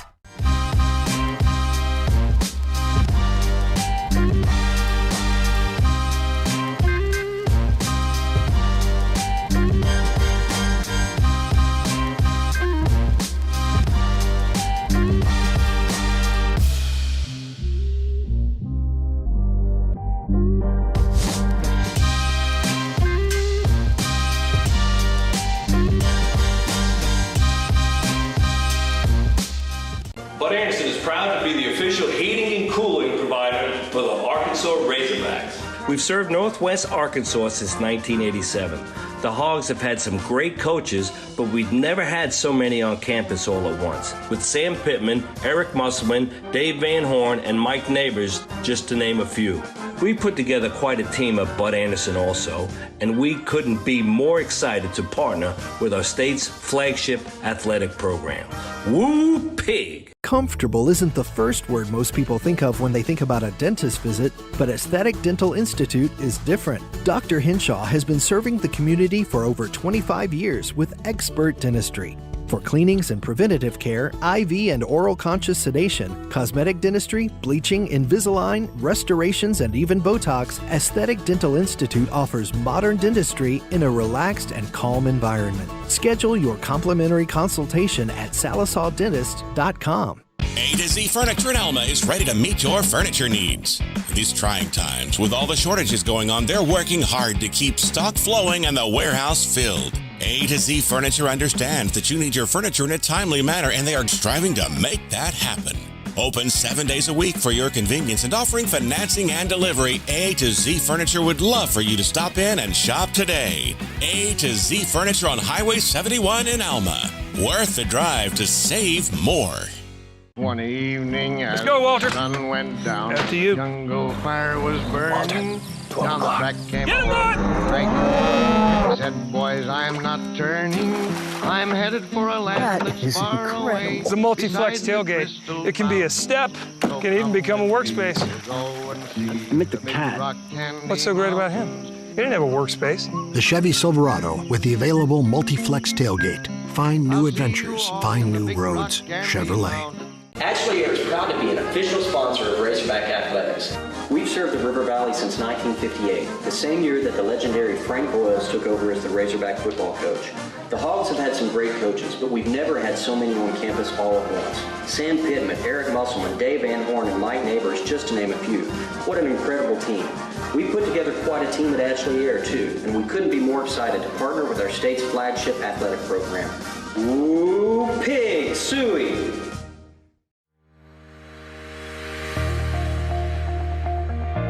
My experience with concurrent enrollment was amazing. I wouldn't change anything about it. In high school, it can be difficult to transition to college. What I've enjoyed most about concurrent enrollment is the scheduling. My experience with concurrent enrollment was awesome. I could better prepare myself for what was ahead. My instructors at Carlisle were very flexible, available, and they helped me achieve success.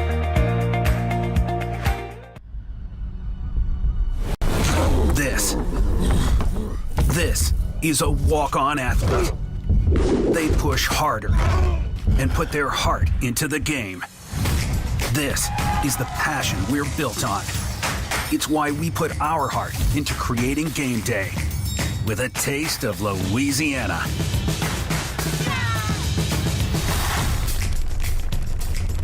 Walk-ons, we live for this.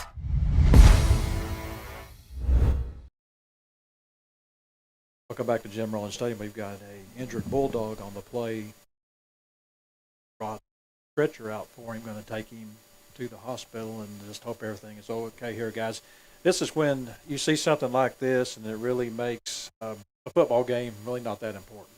No, and certainly this young man's health. And I'm sad to report, Keith, I never saw what happened on that play, and it was on the far side of the field. I just saw that he was down, and so the end result was all I saw. But it's a very serious injury, and they're taking it very seriously. And sports medicine has come a long way through the years, and the welfare of the young men is of the supreme importance. So, let's rewind on the play, right? So a block punt, and this was a part of the return. It occurred at the end of the return, right by where the tackle happened. Not entirely sure what happened, but as was the case a year ago and a year before that, sports medicine has come such a long way to take every precaution with players. Anything related to the spine, the back, or the head is treated with just a ton of caution.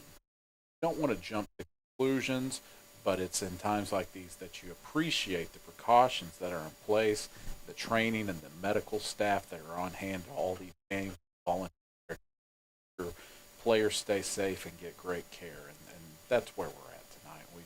We hope the best for the young man, and we know We've come a long way, Dalton. In 1969, Arkansas played Texas in the great shootout. Richard Nixon was in attendance. Texas actually had a running back that they administered a Novocaine shot to 4 times during the game, and he played with a broken leg. Well, that's a little intense. We've come a long way. I think you'd get in trouble if you did that today, Philip. Don't know. I've always said walk it off, whatever it is. Of course, a lot's changed too, even in coaching too. The way kids are handled stuff in coaching has really changed. The way we treat practice. Two-a-days have basically gone by the wayside. You just don't see as much of that anymore. You have some coaches that approach practice with, we're really going to even limit physical contact. We maintain health and safety of the players. Little leagues you see, and hopefully we'll continue to see less of Oklahoma drills, less of these drills where kids just jump up and run at each other. The game's changed. It's more about speed. It's more about open spaces. Continue to develop more technology. Look, it's a very physical game. It will always be that way. But with the amount of revenue the sport brings in, as well as the amount of interest it has on a national level, there are ways we can continue to promote safety and well-being of those who put on the Friday, Saturday, Sunday. I'm just thankful for the folks who volunteer their time or their shift to be here at these football games across the nation to protect the players that we have here tonight. Guys, I go back to the old days too. back to junior high football. Do the 2-a-day practices right in the middle of the heat. They'd give you the salt tablets. I never really understood the purpose of the salt tablets. I guess potassium, maybe. It was supposed to be replacing what you sweated out.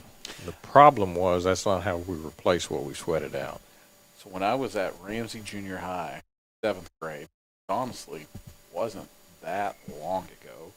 Coach Matt Neisel, who's now at Southside, was my 7th grade football coach. And I remember 2-a-days in the summer, how we would take a water break is we would all go to this one bench, and he would turn on the water hose, come down one by one, and squirt it in our mouths.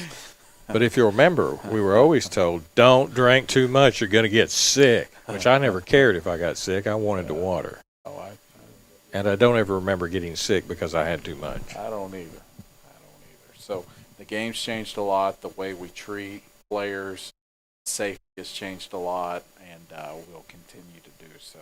It's a quiet house right now, Dalton. Keith, it's a quiet house, and rightfully so. We don't know what this young man's future holds. Well, guys, I'll tell you a story about, you talk about football practice. Talking to a young man today, said he played Coach Darrell Patton at Fayetteville. He said, I don't know if he was exaggerating on this, but Coach Patton was old school. He'd like to practice 4 times a day. So Coach Patton's style at Fayetteville involved the offense and defense practicing at different times. That's the only coach I know at the high school level in the state of Arkansas who has done that. But when he was at Fayetteville, the offense would say practice at 3 o'clock, and then the defense would come out and practice at 4. He had a unique style to him, and he had some success. How would that work? That's a great question. I mean, you'd be practicing from way up in the day to late at night. You would have practices were shorter, but your scout team would essentially be emulating the offense. But, yeah, he did that for several years.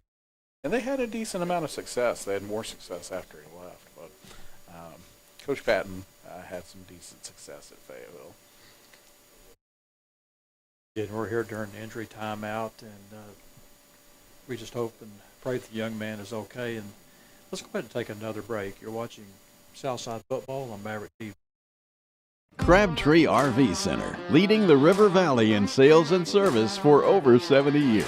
Founded in 1950, Crabtree RV Center has grown into one of the largest family-owned and operated RV dealerships in Northwest Arkansas. Located on 17 acres, including a 26,000 square foot indoor showroom. Crabtree RV Center has everything you need, all in one convenient location. Crabtree RV Center in Alma, Arkansas, making your family's dreams come true. Randall Ford is excited to announce their state-of-the-art mobile service van, stocked with all the latest tools and technology needed to service your vehicle. Everything from oil changes, warranty repair, battery, software updates, brake jobs, and so much more. All is done with your convenience and safety in mind. We'll come to your office or home to provide professional service the Randall Ford way. Stop by today at Randall Ford, 5500 Rogers Avenue, or check us out online 24/7, randallford.com. Ford, the #1 selling brand in America. Give your grooming game a TKO at Knockouts Haircuts for Men. Get pampered like the champ you are in this ultra-relaxed environment. We have the 5-star treatment for the everyman budget. No matter if you're a lightweight or a heavyweight, you won't get this undefeated care at any budget walk-in salon or barbershop. This one-of-a-kind care is in a class by itself. What are you waiting for? Look like the greatest at Knockouts Haircuts for Men in Fort Smith.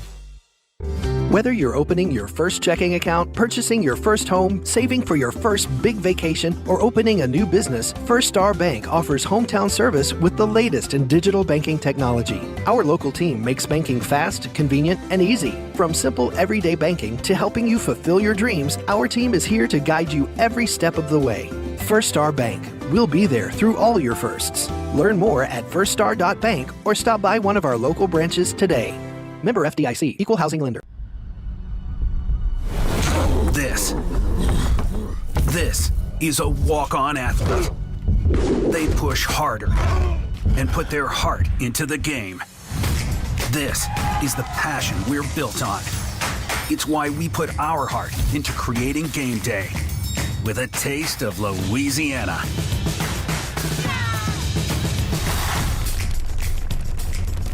Walk-Ons. We live for this. The Rustic Cabin in Central Mall is your ultimate farmhouse chic furniture store. They carry the area's largest and most diverse collection of solid wood furniture and decor for your home, office, ranch, or cabin. Shop beds and bedroom sets and dining room tables, chairs, and benches for small and large gatherings. Explore their selection of solid wood desks and chairs, sure to perfectly accent any office. Before you shop anywhere else for furniture and home decor, shop the Rustic Cabin. Chad Sutton and Jared Copeland with Sagely and Edwards Realtors are your go-to agents in the Arkansas and Oklahoma River Valley. When you're working with this team, you're working with the best. Whether it's for commercial property or you're a first-time home buyer, they're going to make sure your buying experience is an easy process. And if you're moving up, they want to make your experience better than your last. When you love what you do, it shows. Discover the Sagely and Edwards Realtors difference. Give Chad or Jared a call today or visit them online.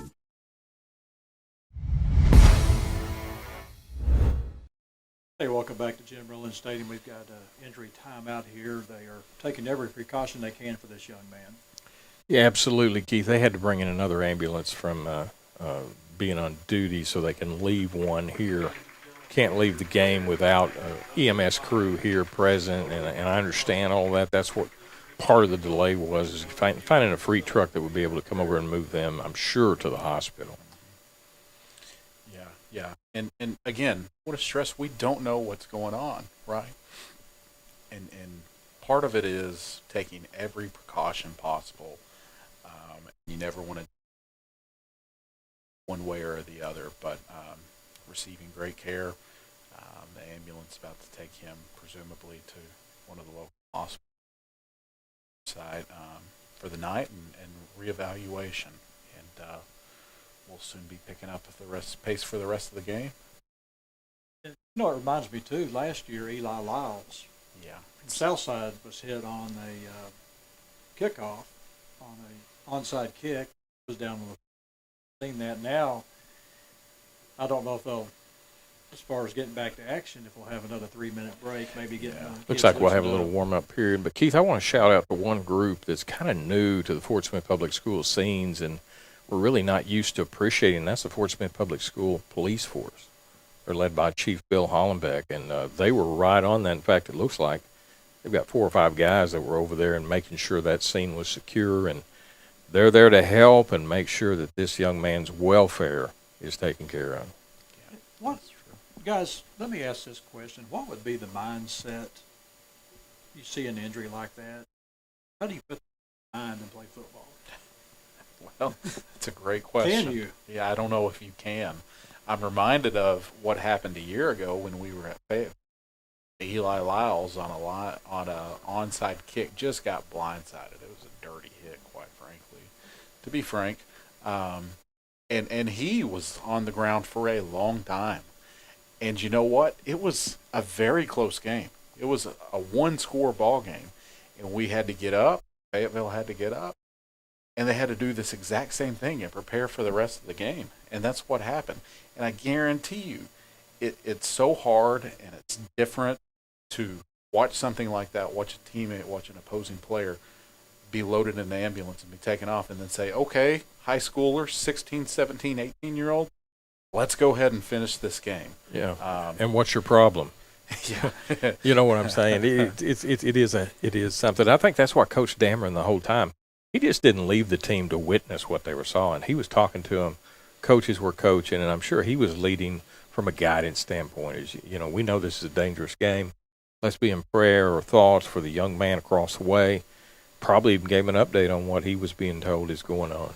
Yeah, probably so. It's tough. How do you sit for 30 minutes while an ambulance loads a player and then get back to playing a football game? You know, you can say the right things.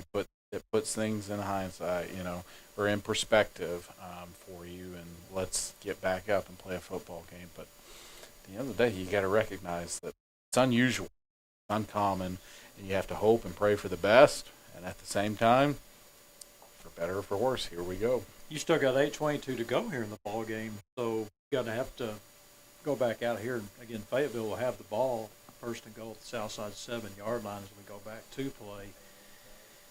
Guys, kind of change the subject a bit as we go back to the football game. Southside again trails 40-17, but the Southside effort tonight has been there. The defense really stepped big. As best you can and giving up 40 points.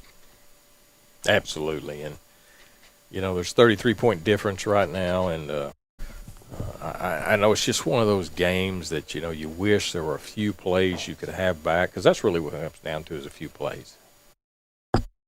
Yeah, just about ready to start football here as both teams will get to warm up. Looks like the teams are about to come back on the field. And, again, our thoughts and prayers are with the young man that was injured on the last play for Fayetteville. Hopefully everything is okay. Keith, I know the media crew from Fayetteville told us who they believed it to be, but we're not going to reveal that online because we don't want anyone to be upset or taken off guard if we got the name wrong. So that's why we're respectfully doing that tonight. Whenever when we do see an injury out there, we don't really try to give our own diagnosis as to what that injury could be. We definitely aren't doctors by any means. So they're bringing the young man by us. He gets a nice round of applause as they will take him, I'm assuming, either to Baptist Health or Mercy. My guess would usually where they'll take him is wherever availability is and where can he go the quickest.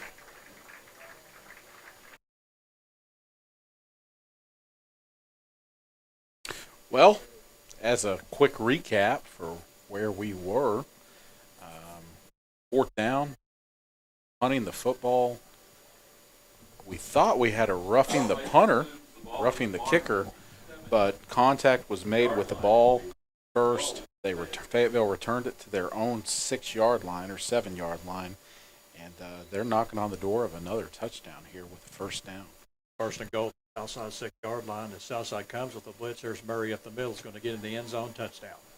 I think we've got another injured player, Keith. Maverick down this time. Who? Not sure who that is. Yeah, we won't speculate on who it may be. And with that injury, let's go ahead and take a timeout. You're watching Southside Football on Maverick TV. Floyd Trailer Honda has been serving the Fort Smith River Valley area since 1976. From the very beginning, Floyd believed people came first, and that's why his dealership has a long history of great customer service and reliability. So when you're in the market for a new or pre-owned Honda, visit Floyd Trailer Honda and receive the quality service you deserve.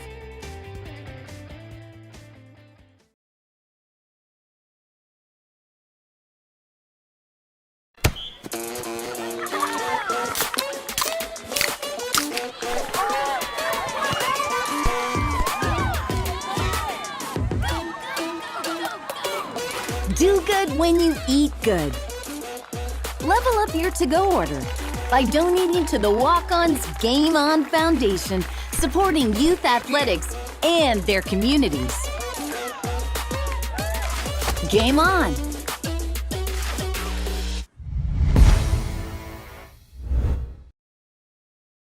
Here's the extra point. It's up, and it's good. Fayetteville now leads 47-17. Let's go ahead and keep it here, guys.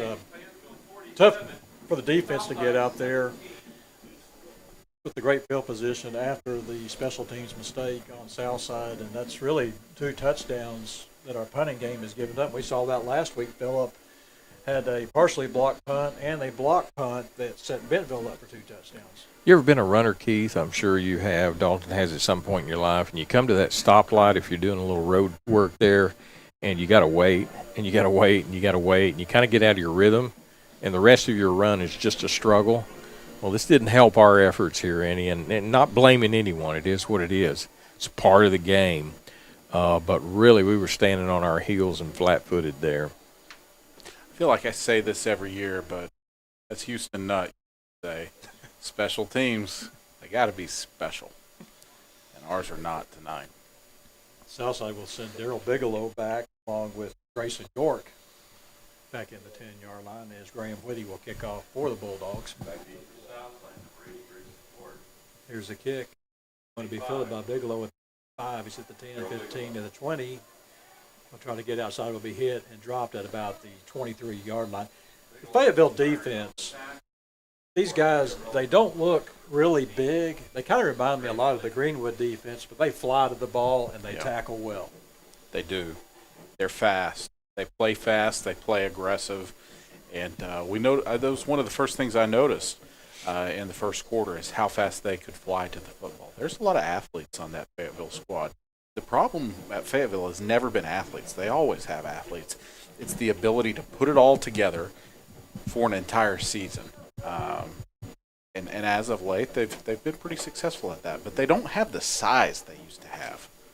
Looks like, Keith, they've got their second group in on the field right now. Southside does too, as George Harrell checks in at quarterback. We'll hand the ball off to Bigelow. Bigelow's going to get maybe 2 yards on the play. Excuse me, that's Keithrick Carter on the carry for the Mavs. Get 2 on the play, brings up second down, 2nd and 8. So it seems like both teams are viewing this as an opportunity to let their backups get some valuable playing time and avoid further injuries. Harrell throws the ball complete. That's to his tight end York's going to get across the 30 up to the 33-yard line. Yeah, and you know, we look at, some people look at this and say, why'd they take the starters out? And, well, the reason you do is we're going to give these kids some snaps and let them get some time, real game experience. I don't know if there's been much change on the offensive line. Still may have the same starting crew in at O-line. Here's a pass that's going to be incomplete. Bring up fourth down. See what the Mavs. Guys, with the way the punting's been going tonight, I think this may be 4-down territory at their own 32-yard line, 33-yard line. Had better success with the pooch punt.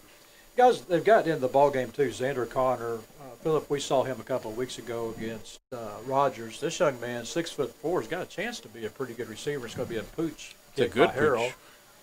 It's going to take a Southside bounce inside the 35-yard line down 29-yard line. Not a bad punt. I think one of the reasons, too, we're seeing this as well, Dalton, is we're trying to give probably David Sorg a little rest, too. He deserves it. He really has. Took a lot of shots. Taken a lot of abuse. A lot of shots tonight. Well, you're at the point, too, guys, 47-17, what we just saw with the injury, that, maybe let's take a step back and, we don't want to see anybody else get injured, your starters, by any means. And this game pretty much is settled down 30 points. Yeah, it looks like Fayetteville's doing the same thing here with their second group.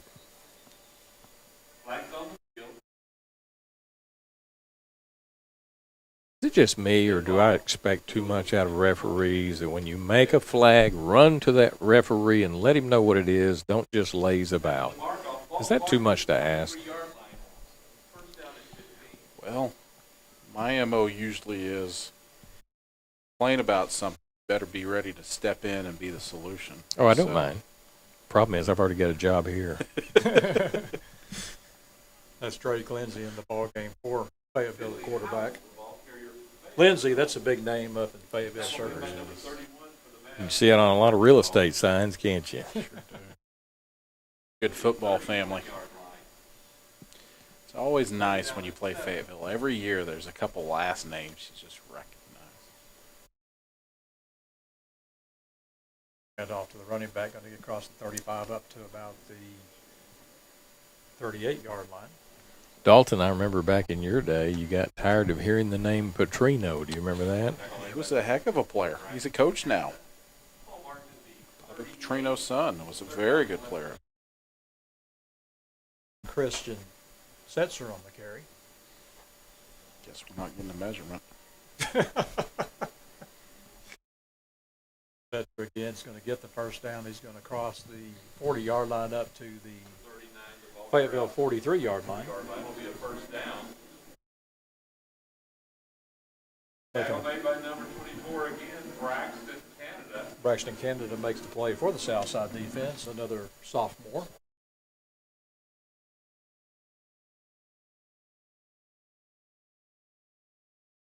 First and 10 for the Bulldogs.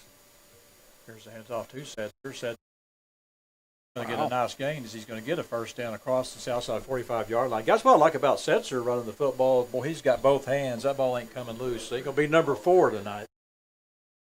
KJ Jefferson to run like that tomorrow. He had about 12 yards after contact. He lowered his hat, kept moving forward. Not a good look, though, for Southside. Nice job by the running back.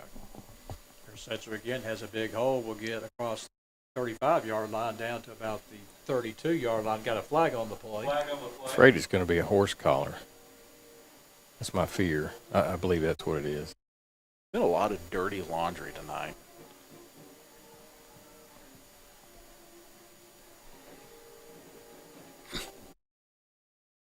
Going to be a horse collar on. Southside's going to move the ball down to about the 19-yard line.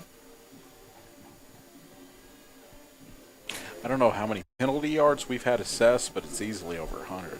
Yeah. Some nights are just insult to injury, aren't they? Yeah. But it's still the right call, and that's a good way to get somebody hurt. So back to what you were talking about earlier, Dalton, and player protection. At least that's what it's supposed to be about. There's J.J. Harlow on the carry. Now we got a flag on the play. Going to be coming back. Got a hold. Yeah. Every now and then one's so egregious, even refs decide to call it. Speaking of horse collar, you remember Roy Williams played safety for Oklahoma. Boy, he was the master of the horse collar. In fact, was that's when they started the instrumental. penalty, actually, when he played for the Cowboys. Instrumental in getting the rules changed. That'll be a pretty good game tomorrow. Yeah, Texas has improved a lot, and they won't be facing a SEC defense tomorrow. So yeah, that's true. Arjo on the carry. He's going to get a lot of the yardage back. He gets up to about the 20-yard line. So think about the hold. Why is it further than 10 yards? Because it's further back from the line of scrimmage. It's 10 yards from the spot of the foul. That's why normally you'll see the referees try to place the flag near the spot of the foul to give them an idea of where the spot was. And then they pick it up. They go to the head ref, tell them what the flag was for. Here's a handoff again. He's going to get maybe back to the original line of scrimmage, back to the 17-yard line. Tackle made by number 34 for the Mavs, Edson Baldago. Edson Baldago makes the play for Southside. Running that clock down, guys. We had 8:22 when we started back to action. We're down to half of that, 4:18. Well, this is an opportunity for both sides to get their second string to get some good looks. Here's a handoff again. He's going to be hit, dropped. Nice defensive play, making the play for the Southside defense is Colton Hackworth. Good play. Good play there by the linebacker. Excuse me, it's Baldago again. Fourth down. Looks like they're going to go for it.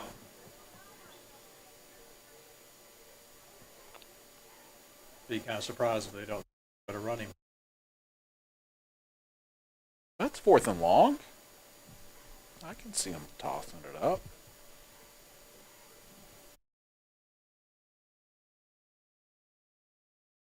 What they're going to do is Lindsey takes a snap, throws the ball, going to be incomplete. Had an open receiver over there, but the ball's a bit high. Southside will take over on. Well, good stand by the Southside defense there toward the end. That was Keetrick Carter on the coverage for the Southside.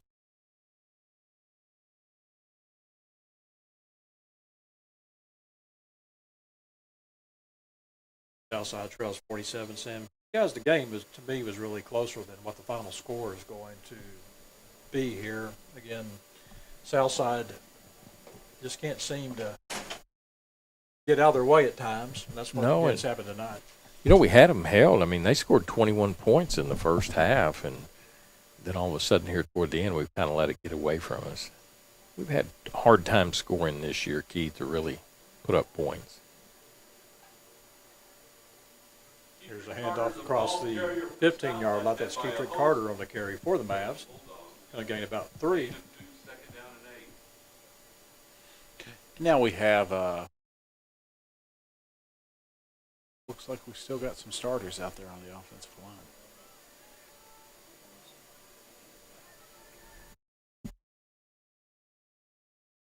Harold wants to throw the ball, and he gets the ball complete. That is Xander Connor on the catch. Good catch. Hard run after the catch. He's a big, tall young man. Yeah, and he had a good ball game against Rogers. I believe it was 4 catches against Rogers. Played pretty good. That, maybe combine him with Carlisle, you got some size off those ends. Harold wants to throw again to Connor. Connor catches it, makes a nice move, crosses the 40-yard line, will be hit and dropped at the Southside 43-yard line. What was beautiful about that play, you may not have picked it up on television, but what was beautiful about that play was the route. Just a perfect route, steps, everything, where he was going, what he was going to do. That's what made the difference, and that's why he got so far open. Watch these receivers for the Mavs, because a lot of these kids will be playing next year with a lot of seniors. Here's a handoff to Carter, going to get maybe a yard on the play. They'll keep him in bounds. The clock will continue running. It'll be 2nd down, 2nd and 9. So that was a zone run, and unfortunately, the second-level defender we push right into the running back. As an offensive lineman on a zone run, it's so important to get to the second level. Harold wants to throw the ball. Well, throw the ball is going to be incomplete. Yeah. The ball was tipped on the play. Yeah, he didn't have a shot at catching that. I mean, if he had, that'd have been circus spectacular right there. It was way out of where he was. Bring up 3rd down, 3rd and 9 for the Mavs. 1:56 to go here in the ball game. Speaking of wideouts, Dalton, and I know you can comment on this, but how important is it for that wideout to be a part of that running game as well? Absolutely. Yeah, I'll expand. Here's the pass out complete to Carter. So there's nothing I appreciate more than seeing a skill player making a good block in space, because that says they care more than just about getting the ball in their hands. To the flip side, there's nothing that upsets me more than a skill player who doesn't block in space. 11 guys, and they can't take plays off. I hate it when skill players take plays off, but I love seeing them block.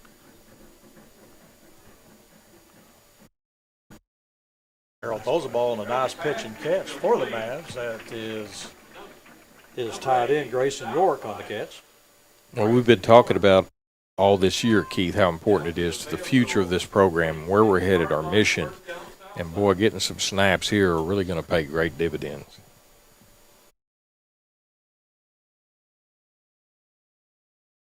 Harold throws the ball. His receiver falls down on the play that was intended for Jackson Davis. Goes incomplete. We're bringing up 2nd down.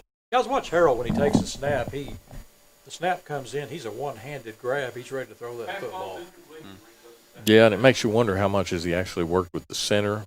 And our center is left-handed, and that's a little bit different than most folks are used to.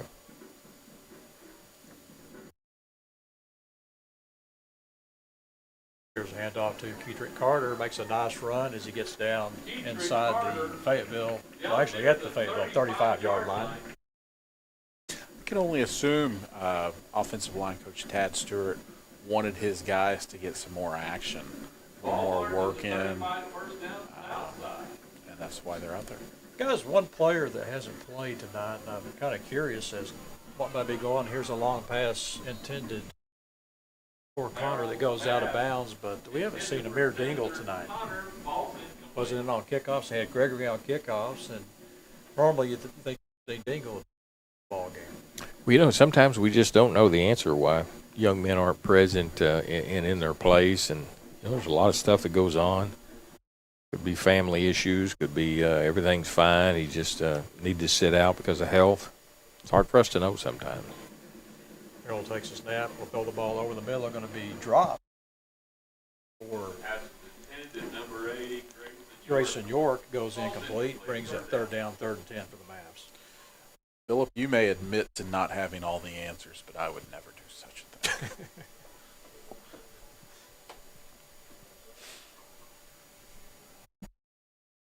3rd and 10 for the Mavs. Harold wants to throw the ball. Here comes the heat. It's going to be a screen pass set up to Carter. Cuts it inside. It's at the 20, at the 15, at the 10. Will be run out of bounds at about the 7-yard line. Now, that's how the screen's supposed to work when they're coming and you go right past them. Here's the walk-on replay. Dalton, take this one. All right. So we get a lot of heat coming in. These defensive linemen are thinking, oh, I've got a quarterback. Not today. Blocks in space. Good to see. Big pickup. 25 yards, give or take. Here's a handoff to Carter off the left side. Cuts it back inside. Nothing there. Is pulled down after maybe about a half-a-yard gain. About 30 seconds left in the game, Keith. Well, you're kind of in a quandary here. If you're Southside, you want to get that touchdown if you can, but you also want to keep the clock running if you can.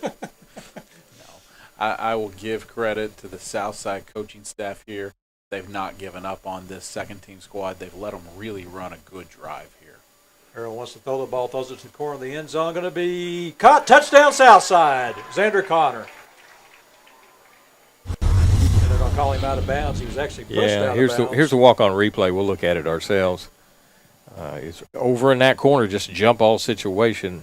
It looked like a catch to me. We only got to have 1 foot down, and he wasn't juggling. Both feet were down. Yeah, we just have to have one in high school football. I think we need to show the refs the walk-on replay. Yeah, I don't see Coach Dameron pulling out his red flag, though. It looks like he's going to keep it in his pocket. Well, these back judges have had a rough night. They have.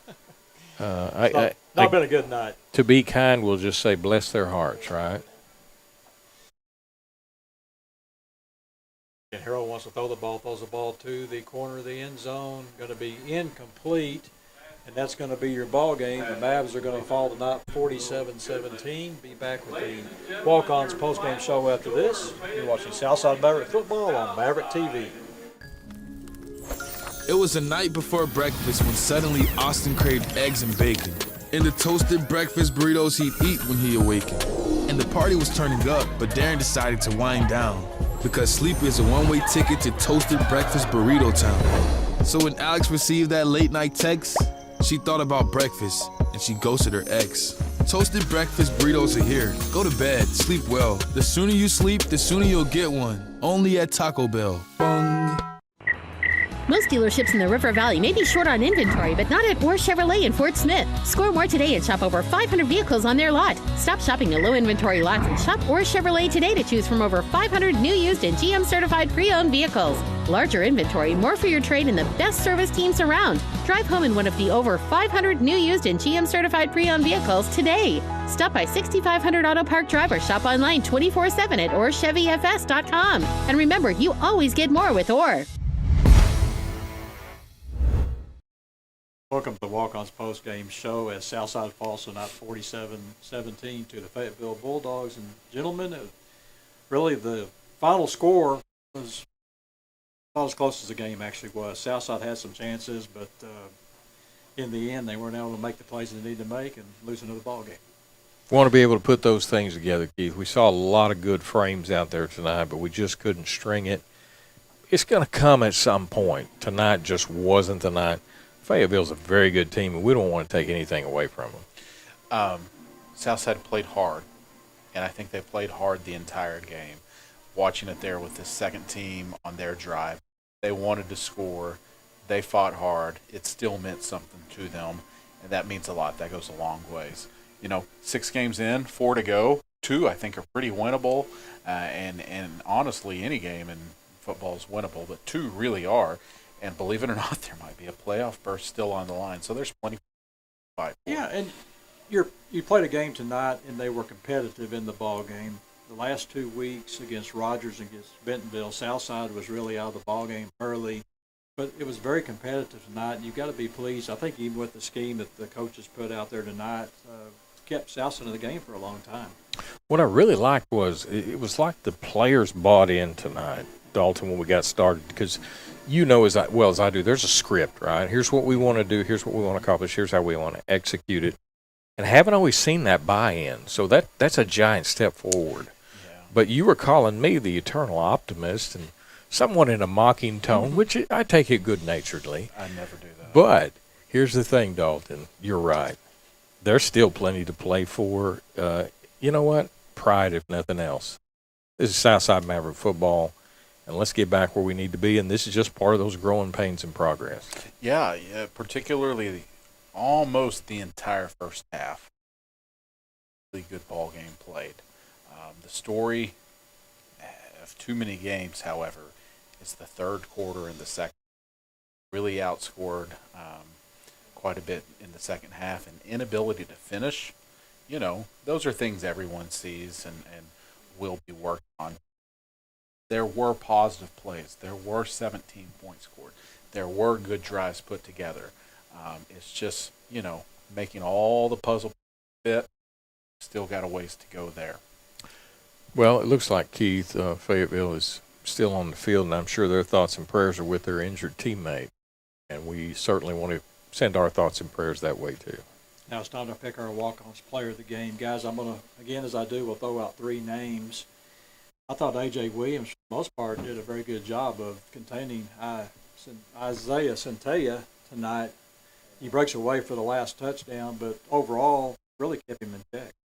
Well, I thought he did excellent, Keith. And, in fact, that one play, and that was the only big play that he really had. And it was just a mental lapse, lack of focus. I don't know what happened. Somewhat of a double move. I'm sorry I didn't concentrate that much on it, but it certainly was a score for them. So Southside put a lot of faith putting him up against the number 1 ranked player in the state. And not only that, but playing him basically face-to-face, man up, about a yard off the football.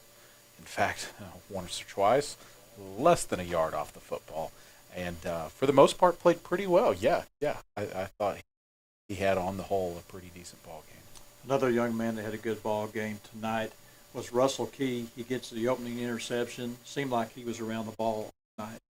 Yeah, and the way we were playing our defense, Keith, kind of an umbrella style of Barry Odom look, maybe rushing 3, maybe 4, but mostly 3, keeping everybody, close in there, breaking it out in the field. I mean, that's a lot of pressure on your safeties out there because they got a lot of ground to cover, and he did an excellent job. He's a hard-nosed player. He plays hard. I like watching him play football. You mentioned hard-nosed player. Our player of the game tonight is going to be David Sorg, 2 touchdown passes tonight. More importantly, I think he showed a lot of leadership, standing in there, taking the hits, and he took a lot of hits tonight. Well, a mental psyche is so important, and he's seen a lot of rough things this season, but you're the leader.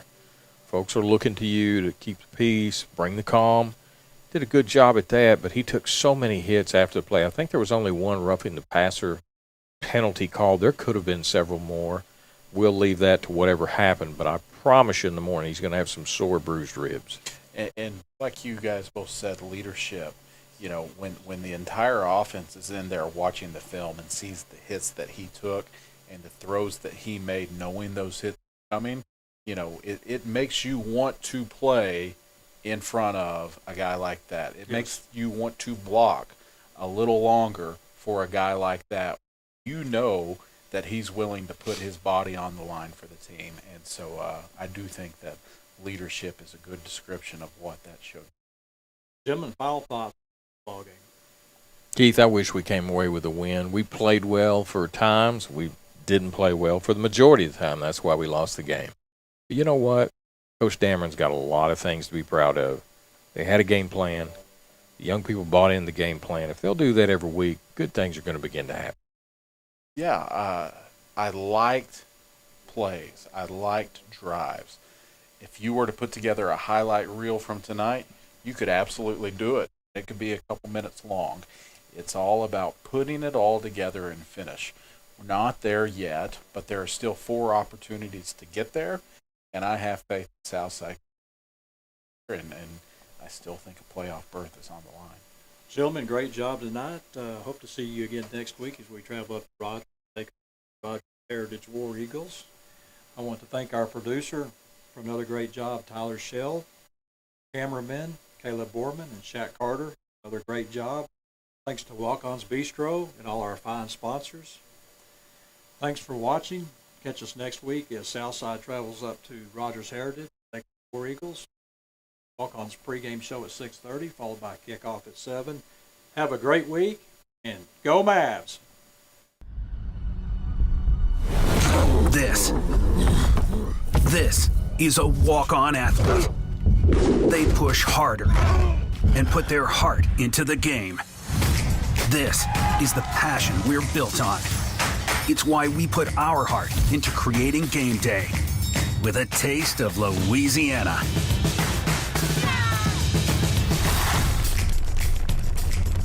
Walk-ons, we live for this.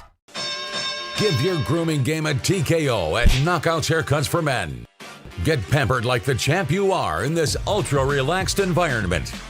We have the 5-star treatment for the everyman budget. No matter if you're a lightweight or a heavyweight, you won't get this undefeated care at any budget walk-in salon or barbershop. This one-of-a-kind care is in a class by itself.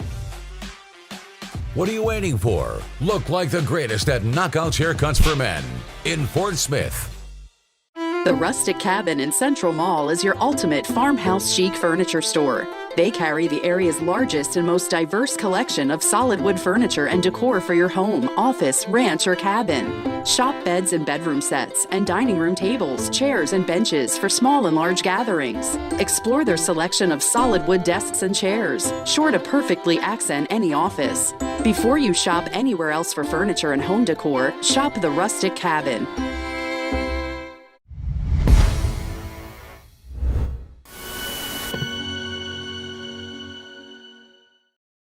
Laughing at me. Man, no, they played good at it.